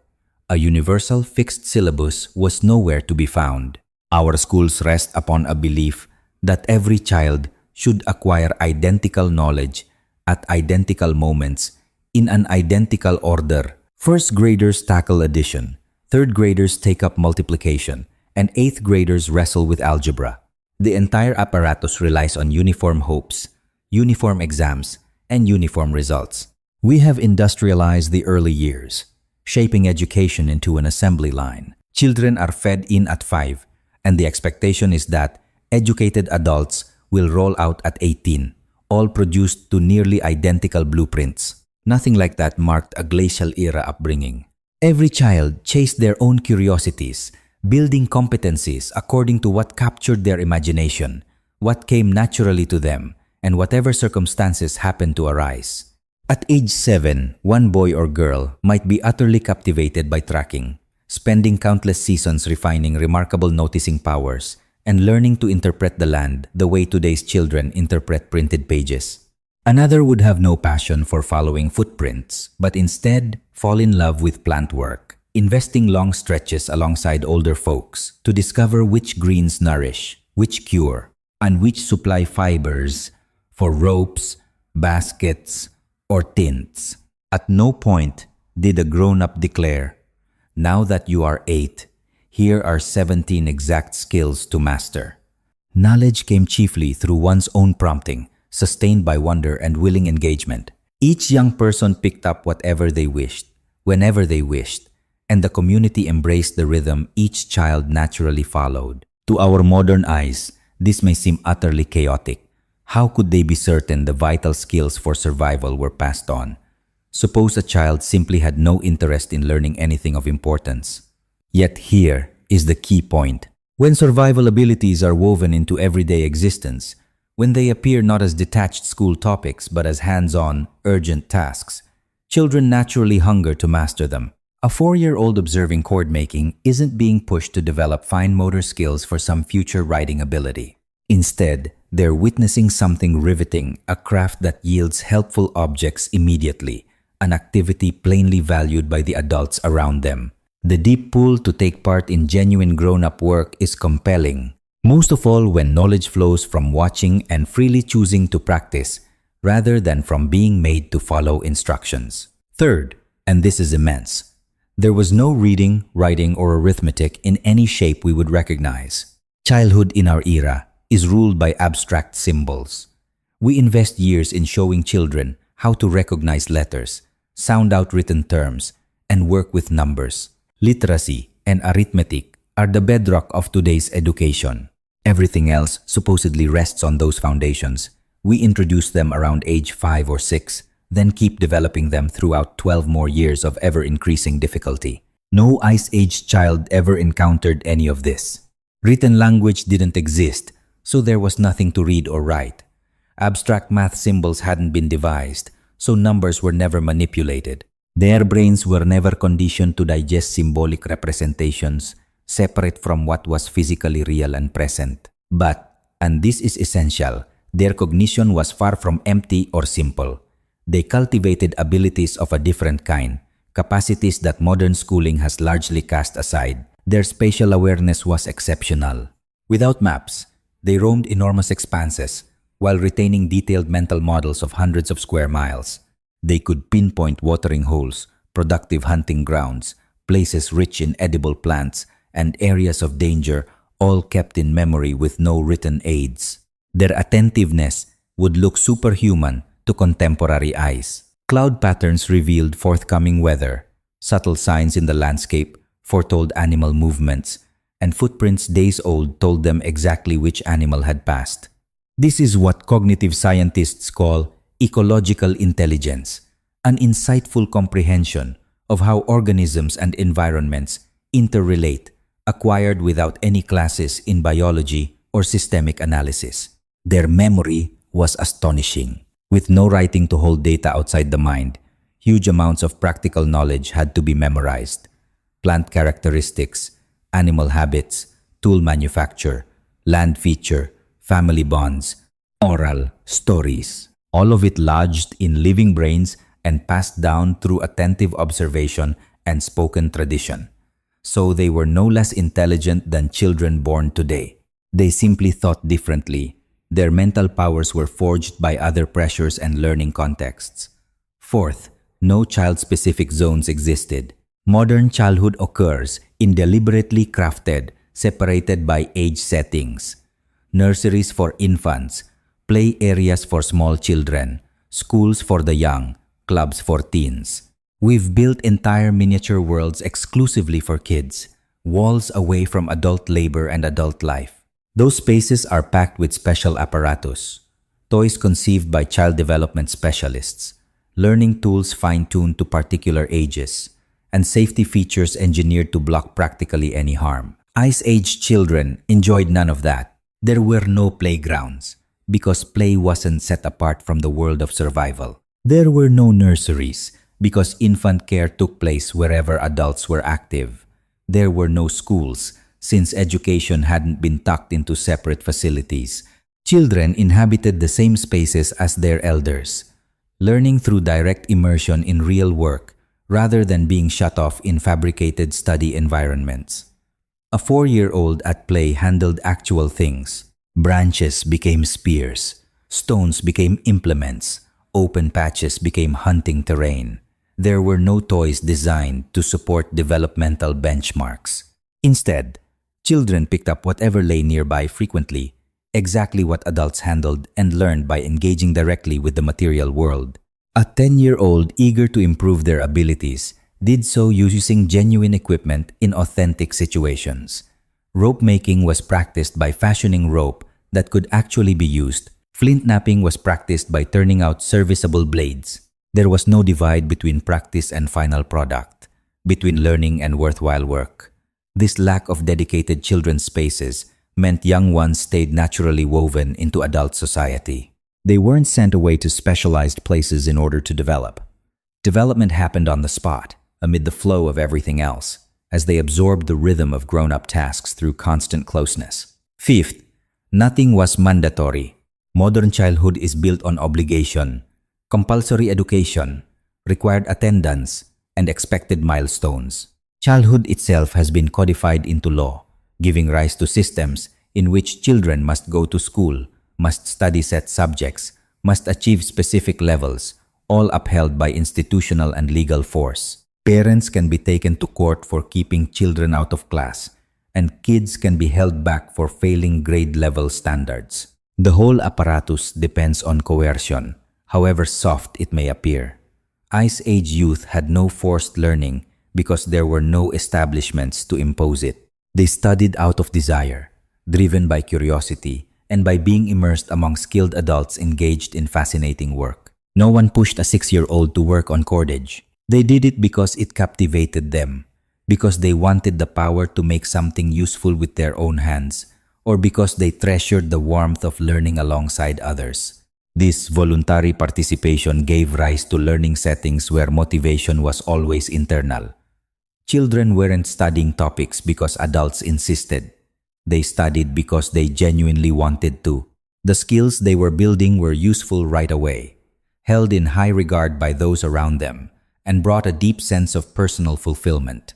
When all learning came from direct experience and personal choice, there was no such thing as a child who resisted lessons. The modern struggle to motivate students in school simply had no place in that world. And sixth, no larger institution held authority over how children grew up. Today, a whole professional class oversees childhood teachers, school leaders, educational psychologists, child development specialists, and pediatricians. All assert that they understand best how a young mind should unfold. Such experts decide what typical development looks like, set standard milestones, identify delays, and recommend interventions. Parents are encouraged to rely on these professional judgments, to believe that outside specialists have deeper insight into raising children than they themselves do. In the Ice Age, parents faced none of that outside authority. Expertise didn't exist as a separate realm because knowledge was never divided from everyday practice. Every adult had once been a child themselves, and every adult was passing along skills they had personally mastered. No professional group claimed a higher understanding of a child's development, so families and communities simply observed and decided for themselves. If a child seemed slower in some respect, the response was to provide more chances to learn not to attach a label, prescribe a treatment, or raise an official alarm. Children grew at their own tempo, and the band embraced whatever differences appeared among their few members. And lastly, there was no drawn-out adolescence. That whole period between being a child and being an adult is something modern societies invented. Adolescence is a long stretch of partial dependence, a time when bodies are fully grown, but adult duties are still postponed. We've built entire institutions around it: high schools, universities, legal age markers, and rich cultural customs that shape what it means to be a teenager. Ice Age communities recognized puberty, but not adolescence. The move from childhood to adulthood came quickly and with far less confusion over one's place. By the early teenage years or even sooner, children were already carrying real, meaningful workloads. They were helping the group survive, sharing in grown-up tasks, and being regarded as junior adults rather than overgrown kids. This was not exploitation but inclusion. By taking part in real adult work, young people built genuine ability, and with each gain in skill came a rise in respect and personal freedom. No one artificially extended dependence, and no one kept young people capable yet endlessly without duties. When we speak of Ice Age childhood, then we're not merely describing a time before modern gadgets. We're talking about a world before modern systems, before the many layers of organization we now use to manage, shape, and perfect a child's upbringing. By today's standards, these children grew up in seeming chaos. There were no lesson plans suited to each age, no checkpoints of development, no institutional watchdog. Yet they managed to survive and absorb everything they truly needed, growing into capable adults with remarkable abilities to endure and thrive. It makes you wonder whether our modern frameworks are truly essential, or whether we've constructed systems that mainly benefit the institutions themselves rather than the children's developmental needs. But there is still one more part of Ice Age childhood to face, a part that makes everything else seem minor: death. Yet there is an uncomfortable truth about Ice Age childhood that no one likes to mention. Most of these children did not live to grow up. We've been imagining adventurous young ones learning to survive, perfecting stone tools, and settling into the rhythm of their community. And all of that is accurate, but it's just a fragment of the full picture. The rest is darker, harder to accept, and yet crucial for grasping what childhood truly meant 50,000 years ago. Let's begin with the figures, because they are unforgiving. Using skeletal remains, studies of hunter-gatherer societies, and population models, modern researchers estimate that somewhere between 40 and 50% of Ice Age children died. They died before turning 5. Sit with that for a moment. Of every 2 children born, 1 would pass away before even starting serious lessons in survival, before hunting, before the skill of making fire, before earning a meaningful place among the group. And then they were simply gone. This was not exceptional. It was not treated as a catastrophe. It was simply how life worked. Every mother and father understood that bringing a child into the world meant living with the strong likelihood, better than even of laying that child to rest within a few years. Pregnancy carried a mix of hope and fear in perfect balance. Each baby who made it through the first winter felt like a small miracle. And those parents loved their children as deeply as any parent today. Yet they also had to keep a certain emotional reserve. This wasn't out of coldness or indifference. It was because full attachment would have been too painful to endure. Picture yourself becoming wholly devoted to every infant, pouring every ounce of yourself into that bond, and then losing half of those children before they were steady on their feet. The emotional cost of that would be crushing. And so, it's likely that Ice Age parents adopted what anthropologists describe as pragmatic attachment. Though their love for newborns ran deep, these ancient parents kept a part of their hearts guarded until a little one proved strong enough to endure. By today's measures, that might seem harsh, yet it was simply how they protected themselves from grief. No mother or father could keep caring for the children who remained if they let each passing child shatter them completely. And what took these little ones? Almost anything one could imagine. Sickness, most likely, was the greatest danger of all. We can't be absolutely certain, as flesh and organs never leave their mark in stone. Still, by looking at hunter-gatherer peoples observed in the 1800s and early 1900s, before any modern care arrived, we can make thoughtful estimates. Lung infections, without a doubt, were a never-ending menace. What a modern youngster might brush off as a 2-day sniffle could, in a child of the Ice Age, transform into something far more deadly. There were no tablets, no syrups, no instruments to ease a rattling chest, only the body's own coughing. And if a little one's defenses weren't enough, they slowly filled from within until they suffocated. Belly ailments proved just as merciless. Parasites lurked in undercooked meat, murky water, and the very earth underfoot. What today would be a brief, unpleasant upset could seal the fate of a tiny Ice Age soul. The body drained of moisture in mere hours, and having no pure water nor any mixture to restore lost salts, mothers and fathers could only stand by as their little one faded. Wounds that became infected posed another terrible threat. A scrape today gets cleaned, slathered with healing cream, and followed by a shot to guard against disease. For a child of those distant times, a wound might be rinsed with clean water, and perhaps, if fortune allowed, dressed with herbal remedies. But once bacteria crept inside, once infection took hold, there was no turning back. The poison traveled through flesh to the blood, and the young ones slipped away from blood poisoning as their family could only look on. Yet sickness was far from the only danger. For these young ones, the world around them held creatures that saw them as something to eat. Through modern eyes, we often picture prehistoric humans as mighty hunters ruling their landscape, but that tidy picture misses the truth, particularly for the smallest among them. Across the wide spaces of Ice Age Europe and Asia roamed enormous beasts of prey. There were cave lions so huge that today's lions would seem puny by comparison, and cave hyenas that banded together in packs and could snap human limbs between their teeth. The dire wolf, too, tipped the scales at half again the weight of its modern relatives. Then there were the cave bears, towering 11 feet high when standing, and wary of humans as rivals to be pushed out. Grown men and women armed, cooperative, and carrying fire could face such beasts with care and courage. But for a small child, these animals were simply four-legged doom.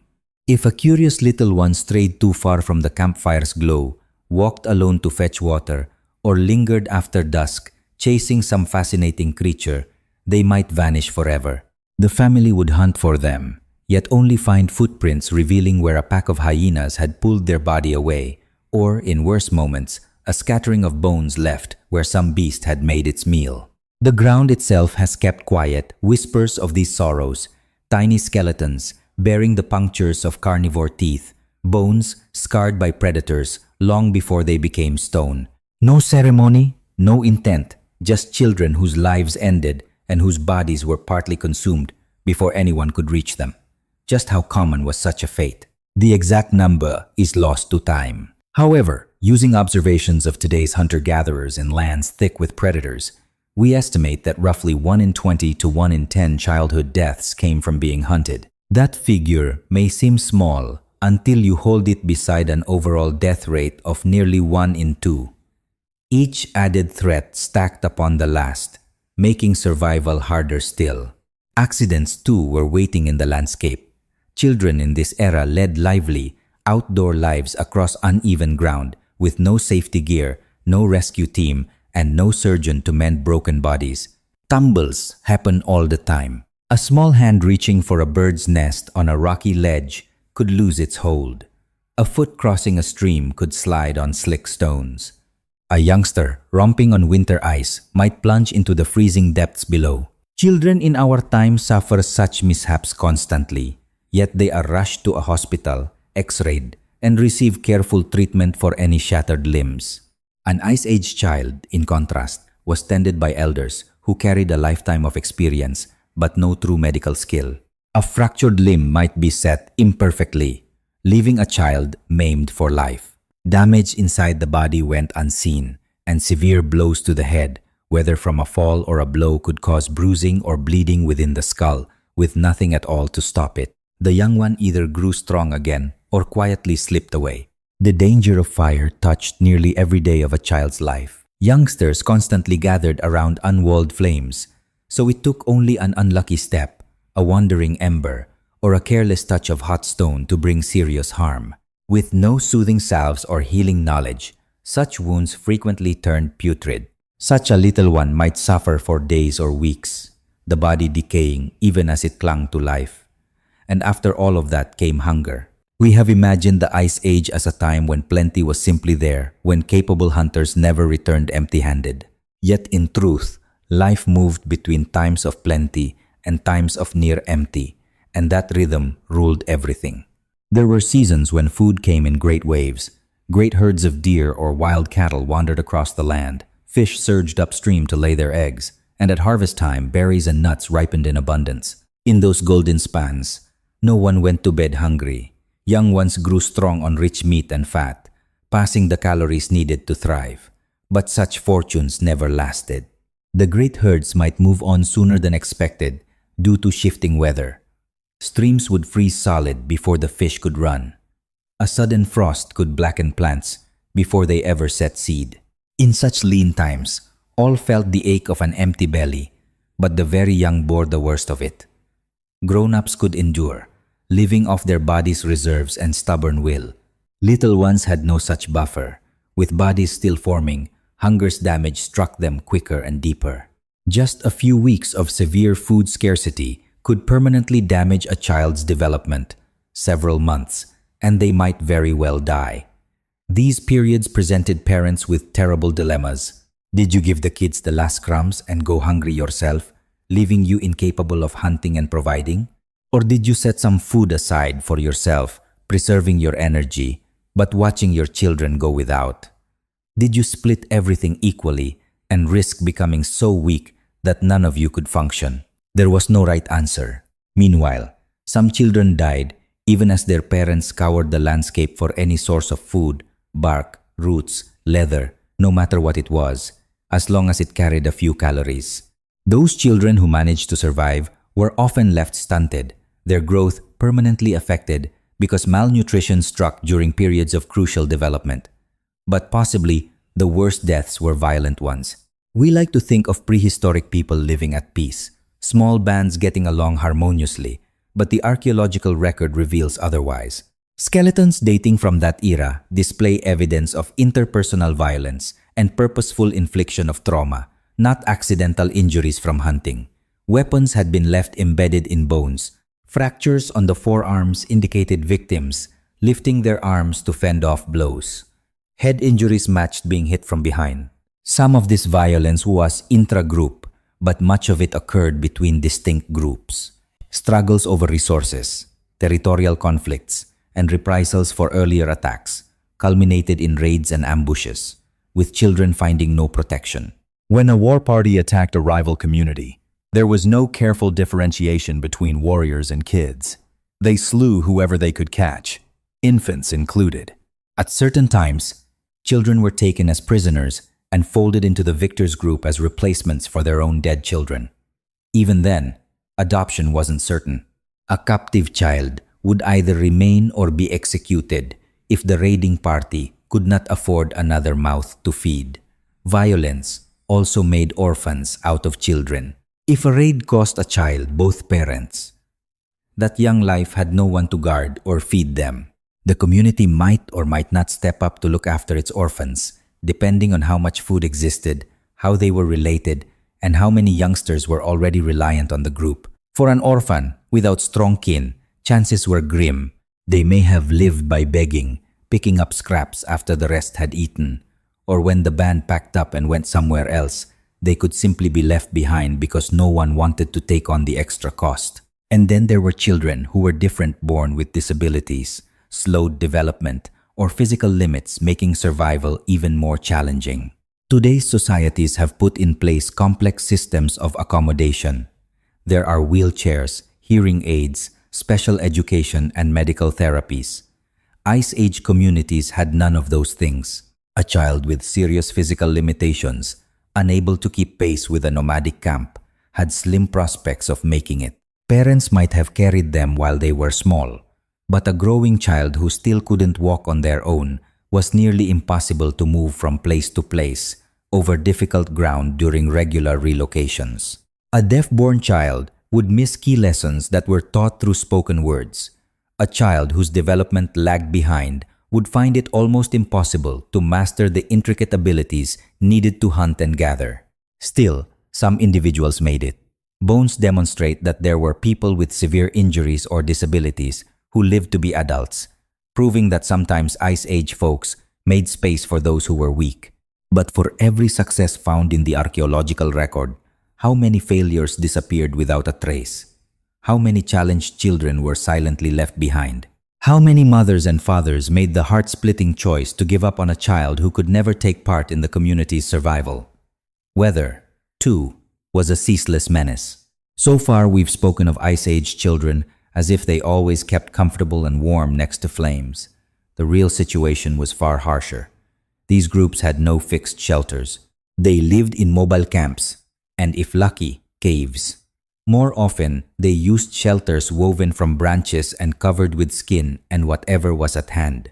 Such structures offered a level of protection, but nothing resembling an insulated modern home. Wintertime temperatures in Ice Age Europe would frequently plunge below freezing. Children, whose bodies were smaller and less adept at managing heat, could easily fall victim to hypothermia. If a child got wet through snowfall or rain and couldn't quickly warm up, the condition could take hold within mere hours. Their parents could stoke the fire, wrap them in furs, and draw them close to transfer body heat. But once the child grew so cold that their body could no longer produce enough heat, no remedy remained. Heat exhaustion posed the opposite danger during summer sweeps over open terrain. A child who couldn't match the group's stride or needed numerous rest breaks could fall prey to heat stroke. Under the blazing sun, there was no shade or nearly no water, and no practical way to cool the body down. Unless you happen to find a source of water, possibly a great distance away. Yet here's the fascinating part. Those who survived the whole ordeal were anything but ordinary. Reflect on the evolutionary filter this established. Any child that managed to grow to adult age had survived sickness, large predators, mishaps, starvation, hostilities, and severe changes in the weather. They had shown strong immune responses, sharp reflexes, sound judgment, physical hardiness, and probably no small amount of good fortune. They were by no means average individuals. They were kids strong enough, clever enough, and tough enough to conquer odds that killed about half of their siblings. By the age of 15, an Ice Age human had already lived through trials that would finish off most modern adults. They had faced suffering we can hardly conceive of today. They'd watched their friends and sisters and brothers die, had gone hungry, felt freezing cold, terror, and physical agony, and nonetheless carried on. That forged a breed of human no longer seen today. People who were under trial from their first breath, who demonstrated their mettle by simply surviving. Examining the art, tools, and settlements left behind by the Ice Age, what we're actually looking at is the handiwork of survivors, humanity's finest, those whose abilities were so remarkable that even the merciless trials of prehistoric youth couldn't weed them out. These were your forebears, and that is the inheritance written into our DNA. Every one of us comes from youngsters who defied death, weathering every hardship the glacial era could hurl their way, and growing into grown-ups, able to flourish in the most unforgiving circumstances our planet has ever placed upon humankind. Yet the cost borne by them and their parents shows up in the countless tiny burial sites spread over 50 millennia of our past. With that in mind, this is what we've come to understand about the real upbringing of Ice Age children.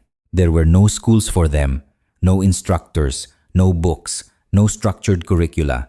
They never invested years in abstract ideas that might prove useful later. Rather, they absorbed every single survival skill through complete submersion in their actual environment, starting as soon as they could take their first steps. A 5-year-old girl observing her mother butchering a kill wasn't attending a biology class. She was discovering the origin of food. A 7-year-old boy trailing game alongside his uncle wasn't practicing a drill. He was gaining the abilities essential for survival. Meanwhile, a 12-year-old girl collecting healing herbs with her grandmother wasn't committing facts to memory for an exam. She was taking in wisdom that might rescue her entire family. This bore no resemblance to what we call education today. It was learning through hands-on contact with the world itself. Each ability carried instant outcomes. Weave a basket badly, and your provisions will slip right through the holes. Follow an animal's trail in the wrong way, and your relatives go without food. Mistake one plant for another, and it could cost a life. The consequences arrived quickly, were harsh, and proved remarkably efficient. And that's the point worth stopping to consider. But it functioned. Over hundreds of millennia, This approach turned out capable grown-ups. By the age of 15, young people in the Ice Age possessed a greater range of hands-on survival knowledge than the majority of today's adults ever acquire. They were able to start fires, construct shelters, follow and kill animals, and recognize a vast array of plant species. They could interpret approaching weather, find their way by the stars, craft implements from rock and bone, and turn animal skins into leather. They also managed the intricate social bonds that sustained their small communities. And all of this was achieved with zero formal instruction. Our species never developed to acquire knowledge within classroom walls. Instead, we're built to pick things up through observation, hands-on practice, mistakes, renewed attempts, and slow mastery in the setting where those skills truly matter. Neurally speaking, we're designed for mentorship rather than passive teaching, for watching and copying rather than sit-down lessons and paperwork. And just to be clear, before anyone assumes I'm suggesting we ditch today's schools and ship children off to the wild, let's look at what we've actually gained. Today's kids learn to read and write abilities that unlock vast realms of understanding that purely oral traditions could never reach. They study math, science, and history, subjects no amount of direct observation could ever teach. They do this in a secure setting, free from the ever-present dangers of hunger, wild animals, and natural catastrophes that loomed over every child in the Ice Age. There are genuine compromises involved. We now possess writing, specialized expertise, and the collective wisdom of countless generations. Our children survive to adulthood at rates our ancestors would consider nothing short of miraculous. Yet something deep has slipped away from us as well. We've lost our profound bond with nature. We've lost the self-assurance that arises from actual ability. And we've lost the awareness that education doesn't only occur inside dedicated structures at designated hours, it's interlaced within every second of living. A number of contemporary educational trends aim to reclaim pieces of that age-old method. Families who teach at home give their children the freedom to dive deeply into passions via practical, tangible tasks. Supporters of unschooling place their faith in a child's innate inquisitiveness. In Scandinavia, forest schools allow children to remain outside for whole days, regardless of the weather. Montessori and Waldorf philosophies both highlight the value of experiential learning. The common thread is a desire to cooperate with human nature rather than fight it. Perhaps the real takeaway from Ice Age childhood isn't that contemporary education should be discarded. Instead, it might be that we need to understand the true purpose of childhood.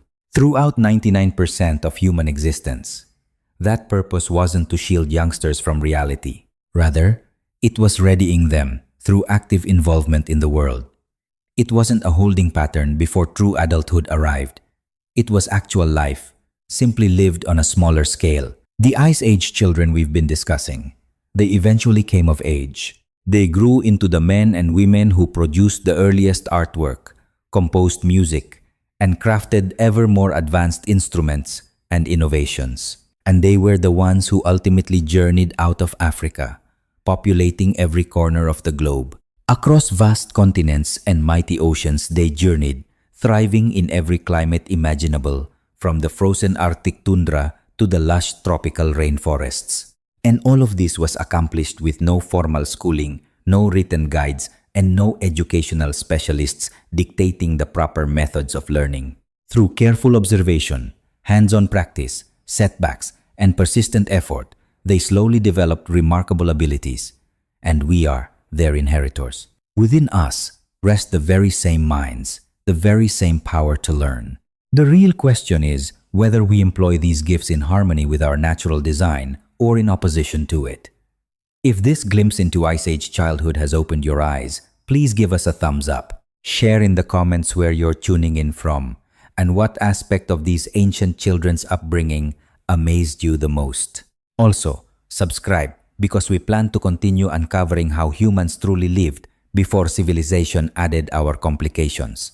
Those young ones from the Ice Age never realized they were building the groundwork for all that followed.